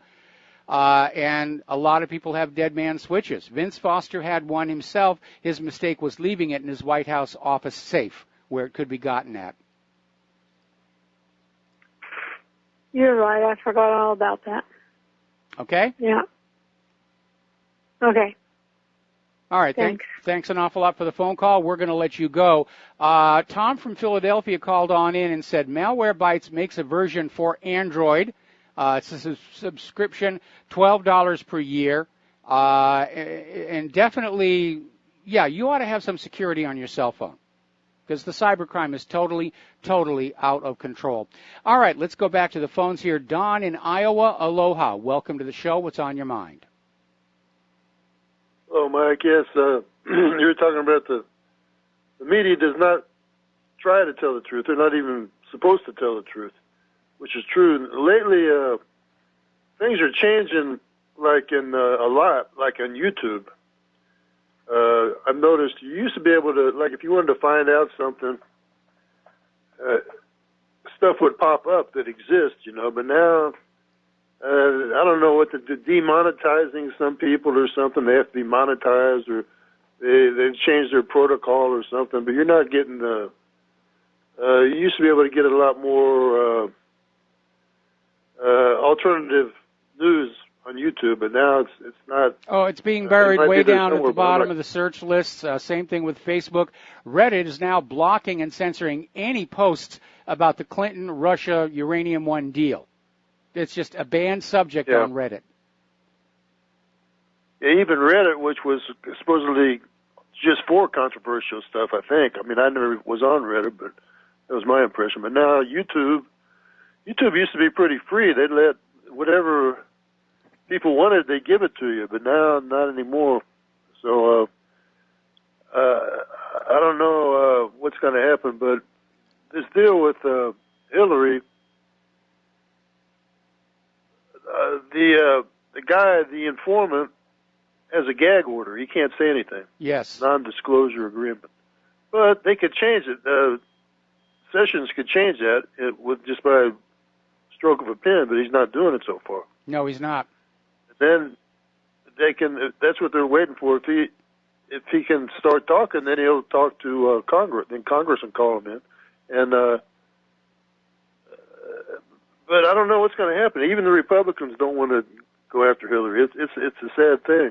No, because she Like, knows where all the dead bodies. believes Hillary knows where all the dead bodies are buried and how they got to be dead bodies, and she's got the entire government by the throat over that CIA gun and drug running down to Nicaragua back in the mid-'80s, out of Arkansas under then Governor Bill Clinton down to Nicaragua. All of it illegal, violation of the Bolin Amendment, violation of the Logan Act, guns down, and all of it paid for with cocaine coming back into the country. That's a scandal that if the American people had to confront that on a mass basis, that would be the end of the government. Nobody is going to listen to or obey a government that is itself the largest smuggler of illegal drugs, the largest seller of illegal drugs in our own country. Who would listen to that? I think everybody already knows they're a bunch of crooks, but I still think we've got to get Hillary, put her in jail. That was the thing that got Trump elected. Lock her up, lock her up. That's the reason I voted for Trump. Yeah, that's the reason I supported him too. And he's let me down so far. Okay, I'll let you he's go. been a tremendous letdown. The fact that Sessions is not rescinding, not voiding that gag order on the FBI informant tells us a tremendous amount. I've talked before that there are two levels of secrets in politics. There's the little ones that are fodder for campaigns like Anthony Weiner and what he was doing, and as bad as it gets, it doesn't threaten the system as a whole. Then there are the great secrets, the ones that if they become known by the public would bring the entire government crashing down. The truth behind John F. Kennedy, the truth behind 9/11, the truth behind the Russian uranium deal, the truth behind the Clinton Foundation, the government-sanctioned drug smuggling and drug selling in our own country. Would make it very obvious we don't just have criminals in government, we have a criminal government, period, end of discussion. All right, we're going to do a shout-out now to our on-air affiliates just now rejoining the network. The phone lines are open, 800-313-9443. And the Russiagate hysteria is starting to almost become a caricature of itself. Every bad thing happens blamed on the Russians. And now they're out there saying, well, it was the Russians who turned this previously pristine and beautiful Internet into its own sewer. Look what those horrible Russians did. It's tacky. All right, let's take a phone call. Willie in Nashville. Aloha, Willie. Welcome to the show. What's on your mind? Aloha, sir. How are you today? I'm doing fine. Thank you. Right on. Cool. Man, I was curious. I had like a two-parted question, please. And the first part is, what is your opinion on YouTube censorship? And a secondary first parter to that, what is your opinion on moderators in chat rooms censoring people that they don't agree with? Well, I'm opposed to censorship. I support that First Amendment. And the reality is that YouTube and Facebook and Google have all been co-opted to become the gatekeepers for all discussions on the Internet, and I'm opposed to that. Because if you don't have freedom of speech, you don't have democracy. I completely agree. The second part of my question, and I'll get off, and I thank you for what you do for what it's worth. I'd like to give a shout out to the Ron Gibson channel, who this is how I watch your show, and Lisa Hauserman, who is a moderator. She's a sweetheart. She's awesome. And then there's another moderator who censored me. So I'd just like to take this opportunity to get a dig on them and let them know they're a hypocrite. And I thank you for your time. You have a good afternoon, sir. All right, same to you. Thank you very much. But again, the upside of all this obvious, visible censorship is that it is obvious and it is visible, and Americans are taking note. Okay? And I've just been reminded from the control room the United States is a republic and not a democracy. Well, you still can't have a republic without freedom of speech. But what the United States is supposed to be is a republic with a democratically elected leadership. That's the design. But if you're being told you can't talk about certain things, you can't criticize Israel, you can't boycott Israel, then we don't have freedom of speech. We have permitted speech, and that's not the same thing at all. Now, going on over to Madagascar, they are having a huge problem with bubonic plague. And some doctors are even warning nobody is safe from the disease. Tourists are being warned to keep their distance from areas where the infections are running wild, but they're coming up on a point where they're going to have to close their borders. Now, Madagascar does get bubonic plague every once in a while, but this is a major, major outbreak. So far, it's killed 97 people, and doctors are saying it's continuing to spread and worsen. And if you remember your history, bubonic plague is what killed an estimated 50 million people in Europe during the Middle Ages. And it spread from the rural areas to the more urban areas not usually affected. So it's a very serious situation over there. And, of course, the real concern is that somebody who is infected with bubonic plague will leave Madagascar and go someplace else and start a new outbreak there as well. And I'm sure the depopulation people are out there saying, yes, yes, do it, do it.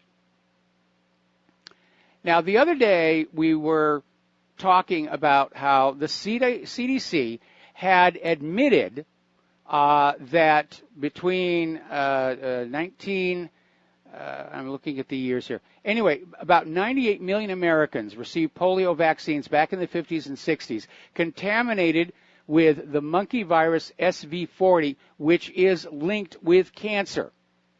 And there was a surge in cancer following that period, most of it blamed on cigarette smoking. Well, observers have now pointed out the CDC has now deleted that page. Because after all, the CDC can't say anything that makes vaccines look bad. No, no, no, no, no, no. We're here to support and enhance the medical industrial complex. And as long as we're talking about population wiping diseases, there's a new danger being presented by synthetic biology. And like any other emerging technologies, it can be used for good, it can be used, unfortunately, for bad.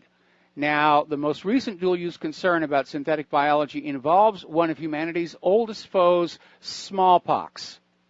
Smallpox was eradicated from nature in 1980, and all known stocks of the virus are located in very well-protected vaults at the World Health Organization, Centers for Disease Control and Prevention in the United States, and the Vector Institute in Russia. However, a Canadian scientist funded by the American biotech company Tonix has demonstrated the ability to create a smallpox virus literally from scratch. Okay, why is this guy being paid to do this? Why is he even agreeing to do it? Very, very nervous over there. All righty. Now, over in Colorado, as you know, there's still a lot of political fallout from the legalization of marijuana. And everybody's out there saying, oh, no, it's going to be terrible. It's going to lead to more crime and car accidents, and none of that has really happened. What it has led to is a decline in profits for big tobacco and big alcohol, which is really what the stink is all about. But they've noticed, and this is reported in Reason magazine, is that prior to the legalization of marijuana in Colorado, they'd had 14 years of rising opioid deaths. Since legalization, it has dropped 6.5%.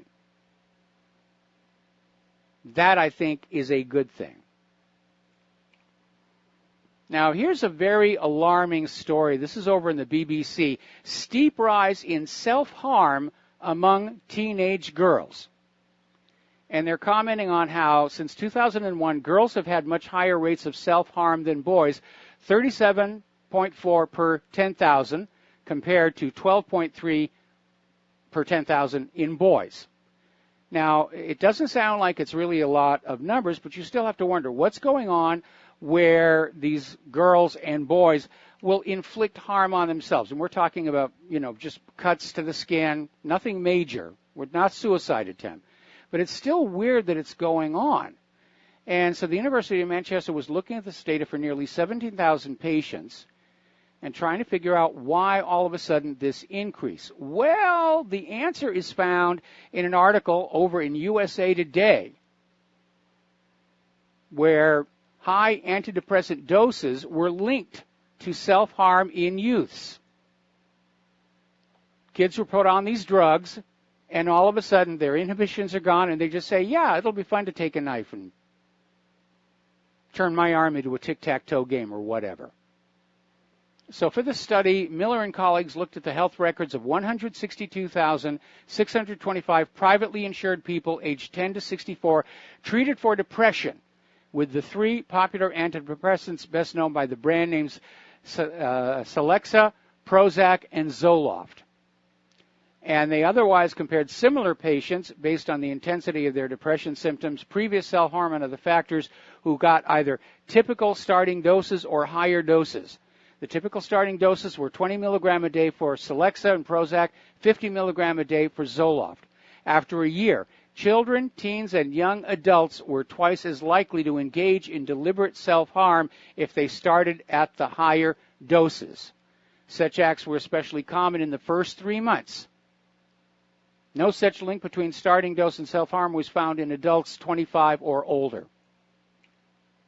So there's something going on in the brain chemistry. So another article we got from The Guardian is talking about how antidepressant prescriptions in England have doubled over the last decade. There's your cause. That's why more of these kids are inflicting self-harm on themselves. More and more of them are being put on these drugs because they make money, and things that make money are wonderful. Now, this story, we commented on it last week, but I want to come back to it again because this has caused a huge amount of backlash. And this has to do with several cities in Texas, including on the application for disaster relief to people to rebuild their ruined homes, including a clause that says you will not boycott Israel. You affirm you have not boycotted Israel. You will not boycott Israel. That's in the agreement. And a lot of people got very angry saying, what does this have to do with the hurricane disasters and the fact that these people have lost their homes? Now, over at the ACLU of Texas, their legal director, Andre Segura, says that this clause is an egregious violation of the First Amendment and was basically reminiscent of McCarthy-era loyalty oaths requiring Americans to disavow membership in the Communist Party and other forms of subversive activity. Now, the First Amendment protects America's right to boycott, and the government cannot condition hurricane relief or any other public benefit on a commitment to refrain from protected political speech. This has really annoyed a lot of people. There's been a huge pushback, and apparently all this actually began with Texas Governor Abbott, who signed a law saying that we're going to oppose and block boycott, divestment sanctions at any and every opportunity. Excuse me, I got a tickle in my throat. And it is having a tremendous pushback, where people are saying this was completely inappropriate to make a promise to not boycott Israel a condition to get your disaster aid. I imagine that next election, Mr. Abbott may find himself out of an office because this has really angered the people of Texas. For one thing, it sends a clear message. Governor Abbott is far more concerned with Israel than with his own state. And Governor Abbott's first duty, as is true with every state governor, is your state and its citizens. That comes first. Everything else comes on down the line. And so a lot of people got very, very angry about this one. And they should. And it underscores the fact that, yes, we are living under foreign puppet rule. Washington, D.C. is a Vichy government ruling us for the benefit of Israel. And that's just the ugly reality. We'll be right back after these few words. Hi, America. Welcome back to our show here, and we're going to take a phone call from Joe in California. Joe, aloha. Welcome to the show. What's on your mind? Hi, Mike. I just wanted to let you know my experience with SSRI-type medication that was given to me after I underwent a series of 3 operations in 2000, the last of which was at Stanford here in California. And I was left with constant stomach pain and constant diarrhea. And the only thing the doctors would give me was some type of an SSR-type medication. I got the patient information sheet from the pharmacy. I said, I can't take this. There's not one good thing listed on there.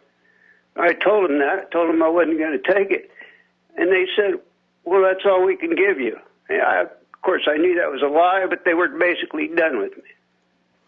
That seems like an inappropriate medication to be dealing with post-surgery pain.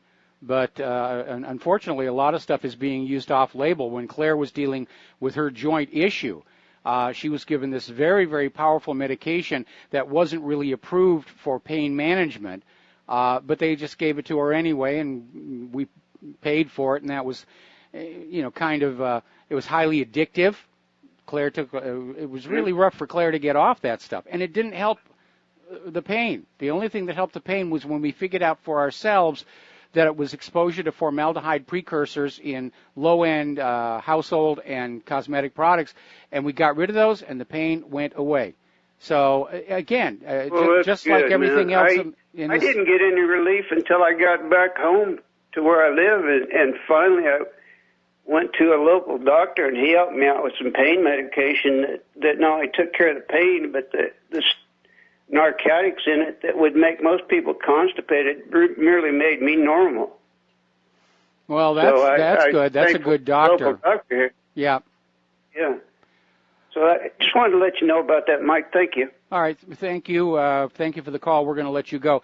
Here's the reality. Small medical offices, the doctors are really going to be much more concerned with treating you, getting you healthy, because word of mouth can make or break a small medical operation like that. The large hospitals and medical centers literally grade the doctors on how much money they bring in, how many additional services or drugs or tests or whatever that they sell. And doctors who aren't churning out the cash find themselves being let go. That's how absolutely mercenary it has become. We're going to go back to the phones here. Sherry in Texas. Aloha. Welcome to the show. What's on your mind? Aloha, Mike. There's another dimension to this, people that are on antidepressants. I learned this a long time ago, and I think it might be helpful just to kind of stick it in here somewhere. This, when treated for depressions, different people have different personalities that play a part, and there are shell people who kind of hold everything inside and take criticism very personally and retreat within and blame themselves. I used to be kind of a shell person. Just realizing it kind of helps. Now, they can be depressed by put-downs, tapes that are played, being told they're stupid, lack of popularity, and social media stuff today could play a large part on that. And they tend to, hurt themselves and blame themselves. The other personality is the in-your-face people. Mm-hmm. And they attack outwardly other people or institutions. That's mostly men, although it's not strictly by gender, but I'd say for the most part it is, that you're in-your-face people. I've learned to be a little in your face, but it's better for me in the long run, But anyway, I just thought I'd point that out. Okay. It's a very serious problem. And well, these chemicals, they mess with your head. And again, if you go over to ssristories.com, you'll read a bunch of them. I had one experience with these many, many years ago, just after I'd broken up with my first wife, Broadzilla. and I had a very bad reaction, and I will not touch those ever, ever, ever, ever again. No, I know. My husband took them, and he'd give them to me once in a while because he said I'm acting like a bitch, and kind of got me on them. But it took 24 hours to get off of it after my divorce.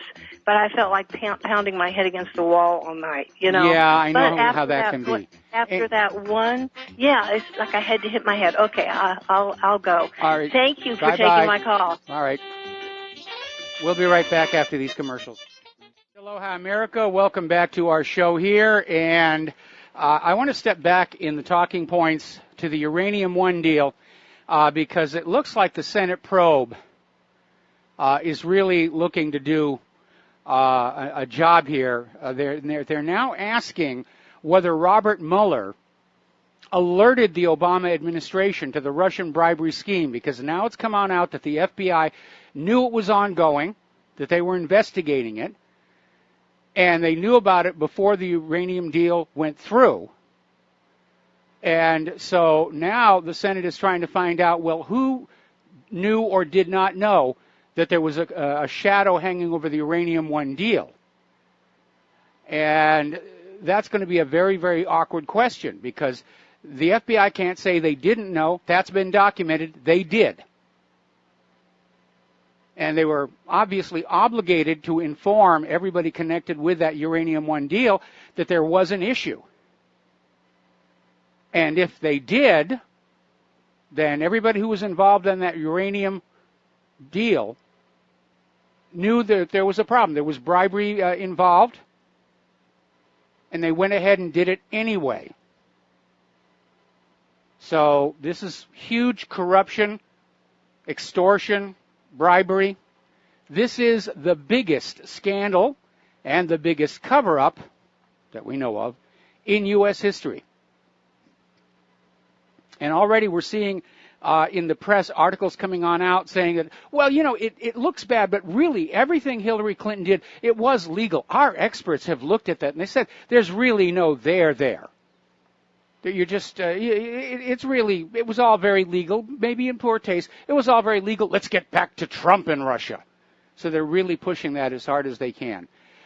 All right, getting on back to the world of computers. Apparently, there was this problem with the DDD exploit being used in widespread malware attacks. And the problem is DDE is a Microsoft legitimate feature where if you have an email and it's got a link, it will go automatically update the link when you open that document. The problem is if that link has now been infected with malware, you are now wide open. Now, you can get around it because if you go into the Word program, under Options, there's actually a little checkbox, Update Automatic Links at Open, and you uncheck it. All right, we're going to take a phone call. Rick in Arizona. Aloha. Welcome to the show. What's on your mind? Uranium One. Should be on your mind. To me, it's just another distraction. Well, it's just another distraction, Mike. Distract from what? Anytime they want.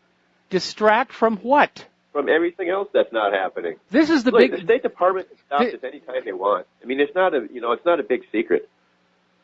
You can't do anything like this unless the State Department says it's okay. If this thing isn't like a horse out of the barn and they can't catch it, they can stop it in its tracks. So, I mean, it's just more media for, to fill up the media airwaves. I disagree. The media is trying to ignore it. So far, NBC and ABC haven't reported on it at all. CBS gave it one whole minute of coverage. They're not putting this out there. The reason Uranium One is out there is because we in the independent media on the Internet are making this a major issue, and we have to keep doing it. Everybody listening to this broadcast needs to get these stories out there and share them with everybody. Share them across social media. Email them to your friends and family. There is very clearly a major effort at a cover-up going on here. That's why you have Reddit is now literally blocking, censoring any posts at all that deal with the Uranium One deal. There is really something there, and we need to get at it. Okay, Mike. Okay. Then the State Department and other top government agencies are infiltrated by the Russians, because this could be stopped by the State Department tomorrow. Thank you for taking my call. Okay, well, you're welcome. But the issue here is that the FBI was investigating attempts at Russian infiltration. Okay, but I'm sure they would welcome that opportunity to say, oh, see what Trump did. He's in collusion with the Russians. Unfortunately, this points at Hillary Clinton and her people.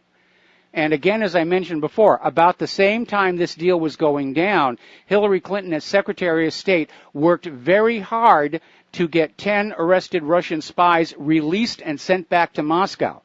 And that right there tells you she is being controlled. She is compromised. Because everybody who's involved with that Uranium One deal, they are wide open to blackmail by Russia. We all have to keep this story out there. The corporate media wants this to go away. Certainly the Democrats want this to go away. The Clinton Foundation wants this to go away.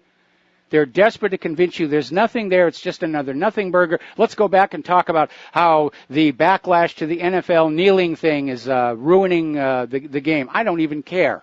I'm not a big football fan. There is a real issue here. And by the way, you remember when Watergate first broke? And with the exception of the Washington Post, the rest of the corporate media were out there saying, it's just a burglary. There's really nothing there. You don't want to pay attention to this. We have much more important things to talk about, like Richard Nixon's re-election as President of the United States of America. And it wasn't until you actually started seeing indictments handed down against some of the players that the rest of the corporate media said, I guess there really is a story here, and they fell into line. The same thing is going to be happening here. The corporate media is desperate to try and pretend this is no big deal, that there was no illegality, that it was all perfectly normal and above board, and they're going to go on with that posture until somebody actually does get indicted, and then it will really heat up. But I'm in agreement with those who say this is the biggest scandal, biggest political scandal in U.S. history. And it certainly has all the hallmarks of a cover-up. We've had this story on the independent media for months now. And Fox News finally got around to it a few days ago. And CBS waited 5 days and they did an hour on it. NBC and ABC still won't touch it. They absolutely won't. It's an horrific scandal, selling 20% of the United States uranium ore, the core material for nuclear weapons, to Russia at a time when we're all being told Russia is our dire enemy. And this gets me back on to the issue with the email server and how much of a cover-up they have around that, how they're trying to block it and not let anything go there. Because behind that email server, I think there's another record-setting scandal, that of a sitting Secretary of State betraying the nation by using her weak email server, private email server, to share classified documents with foreign interests in exchange for donations that poured into the Clinton Foundation. And there is a precedent for this because back in 1994, when Bill Clinton was running for re-election, he used his authority as president to authorize the transfer of very sensitive technology to China, and at the same time, Chinese money was being funneled into his re-election campaign. The scandal was called Chinagate, and it should have been investigated then. But unfortunately, the email server at the White House suffered a failure and a crash, and there were no backups. We can't let this one get away. All of you, you Rivero's Rangers, you need to grab these stories and you need to put them everywhere that you can. Email, social media, everywhere. We have to just force this into the public light. And we can. We did it with the Downing Street memo. And it looks like we're succeeding on this one. And with the American people scared of their own corrupt government more than anything else, they're going to be paying attention. They're going to be reading this thing. This is a huge, huge scandal. Hillary Clinton ought to change her name to AFAB, AFAB, anything for a buck, because that's certainly the way that she was running herself all the way from Arkansas of the 1980s right up to the present day. And she may be out there saying she doesn't plan on running for president again, but she's clearly campaigning. More than just justified by the book. She was on the Graham Norton show Saturday. They gave her half the program. to whine and cry about how unfair it all was that she was not the president. So she's out there. She's doing everything she can to remain in the public eye. There is a reason over and above the book. Now, getting on back to the world of computers, Google's Pixel 2 XL has developed a very serious problem, and it's only just been out for a little while, just a few weeks. This is an 800-pound cell phone, and it has a serious burn-in issue that wrecks the screen. Now, for those of us old enough to remember cathode ray tubes, burn-in was a serious matter, that if your computer just sat there with the monitor and there was something along the bottom and it was there long enough, eventually you'd literally see it in the face of the screen even when the power was off. And that was where screensavers came to be popular, to try and, keep the screen constantly in action so there weren't any burn-in issues. But in the advent of digital displays, burn-in has never been a major problem. But on this screen, which is apparently a new technology, after just a few weeks, people are seeing the permanently located menu bar ghosted in front of any other full-screen applications. Didn't they test this thing? I mean, this is clearly a design problem, not a manufacturing problem here. Now, a lot of people have been talking about the crack Wi-Fi vulnerability, and it turns out that it's been around for a long time. It's been around for 13 years, but it was hiding behind a corporate paywall so that ordinary people who didn't have enough money to get through that corporate paywall couldn't find it. And this is having to talk about the WPA2 standards, which was based on IEEE standards. And it's been broken. WPA2 is not secure. The question is it intentional or not? Because we know the NSA can't really break encryption. If they don't know the method, there's not a thing they can do about it. Even the FBI is now saying that they have 7,000 devices that have been seized as part of various investigations, and they can't get into them because of the existing encryption. So we know the NSA has been backdooring all of our devices, and this is what the cyber criminals are finding: the backdoors, the deliberately weakened passwords. They're actually destroying the internet and its usability with all this nonsense. Now, apparently, over in Palestine, there was this construction worker, and he posted a selfie leaning against a bulldozer, holding a cup of coffee and a cigarette, and he posted the photo on Facebook with "Good morning" in Arabic. Israeli police, relying on Facebook's translation service, believe the post said "attack them" in Hebrew. When they translated it into English, it said "hurt them." So Facebook's translation is apparently not very good at all. And apparently the Israeli police did not consult any Arabic-speaking officers. They instead relied completely on Facebook translation. And so this Palestinian man was arrested. No word that he's been released. Nasty stuff. All right, we're going to grab a phone call. John in Michigan, aloha. Welcome to the show. What's on your mind? Michael, it's about the Oregon farmer out there that had his property taken. It was enriched with uranium, and the orders to take those people out was given by the top of the FBI, the leader of the FBI, and that has not been brought up at all as to why this property was seized. Well, actually, it has been brought up before that originally it was the Bureau of Land Management went on in and said some concocted story about protecting endangered species, and they were going to just simply confiscate the land. because if they tried to buy the land, the owners of the land would say, well, we've got a lot of uranium under here and the price is going to be that much higher. So it's a lot easier to just snatch the land for free, kick the people off, and make it part of the parcel that was eventually sold to Uranium One, which in turn was eventually sold to Rosatom. Right, and then this was all under the Obama administration, so, and that's a big concern. And I've heard, too, that Mueller was one that delivered the uranium on the tarmac to the Russians, too. So Mueller, that hasn't been brought up on Fox News. They talk about other people, but he is, the people that are running this investigation now are all involved with the Uranium One, and I do think it's a very important.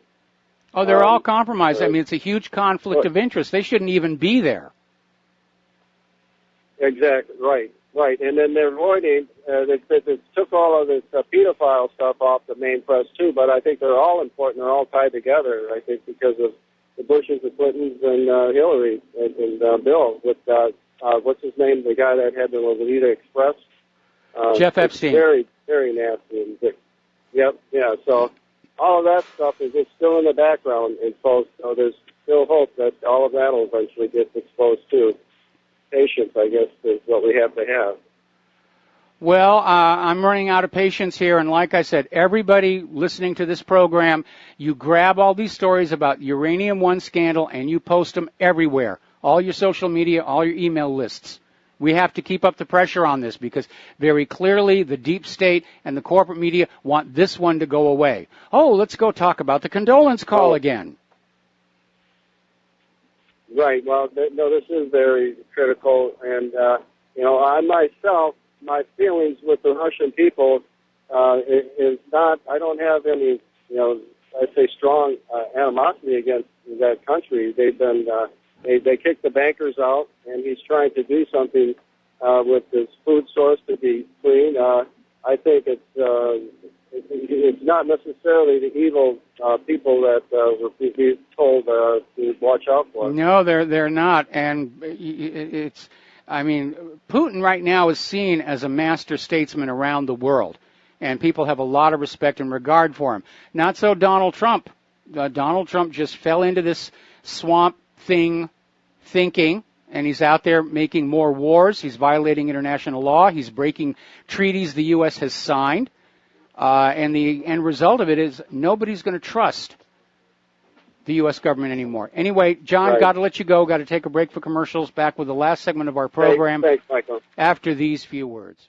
Aloha, America. Welcome back to the last segment of our program on this Monday here. And stepping on back to fake media, just got this article from Activist Post, and they're talking about how CNN has been caught creating fake news again, adding words to a Syrian witness statement to fit the Western narrative. And the CNN reporter was trying to attribute the horrors facing the civilians as a result of the eastern part of Aleppo being under siege by the Syrian military, not the fact that terrorists had seized East Aleppo and were fighting to the death to keep it. And then he quotes this older man who paints a less than typical CNN-style portrayal of the rebels. The man says, I wanted to leave with my kids 15 days ago, but the rebels shot at me and said, hey, you bastard, do you want to join the regime? It was really surprising. This actually did air on CNN. The interesting part is what was attributed to the young boy that CNN quotes as saying, we were afraid that we would starve to death. We were also scared because of heavy bombs that were falling. Trying to make it look like the boy is worried about the Syrian military's bombs. However, the translation of the old man is not only inaccurate, the second half is completely fabricated. They just made it up out of thin air because, hey, that's their job. Their job is to sell you the next war, the next candidate. Didn't do so well on that one last year. Getting on back to the world of computers, apparently Ultima Software, which makes the popular L Media Player, and the download manager folks basically admitted that the latest versions of these two apps came with an unwelcome extra, the rather horrid OS X Proton malware. This is for Macs, not PCs. All those Mac users running around convinced that they're immune from this stuff. No, it isn't. And apparently this malware was injected into downloads of the legitimate applications from the developer's own servers. And it was spotted by security shop ESET, which alerted El Media. And basically, Proton is a remote control Trojan designed specifically for the Mac systems. It is almost impossible to remove, and the recommended course of action, if you get this Proton malware on your computer, is reset it and reinstall. That's how bad this stuff is. Meanwhile, over at Kaspersky, they're still trying to deal with this smear campaign by the U.S. saying that Kaspersky antivirus is stealing data and spying on people. And that's the NSA's job, by golly. And Kaspersky is saying, we'll allow you to look at the source code. We'll open it up to a third-party review. We've got nothing to hide. Well, we're not interested in looking at your source code. We already know the Russians are evil. Apparently, Amazon has filed a patent revealing designs for ultrasonic wristbands that monitor your job performance. In other words, if you work for Amazon, they will be watching and monitoring you at all times to make sure you're not goofing off or going to the bathroom too much. I wouldn't work for a company that did that. Anyway, there's the music. Time for me to get on out of here. I actually do have an appointment to take care of this leg that's been bugging me for a couple of weeks, so hopefully I'll be a little less gimpy tomorrow. So please stay tuned for John Stadmiller. He's got a lot of interesting things to share with you. We'll be back tomorrow here on Republic Broadcasting. So until then, aloha, America.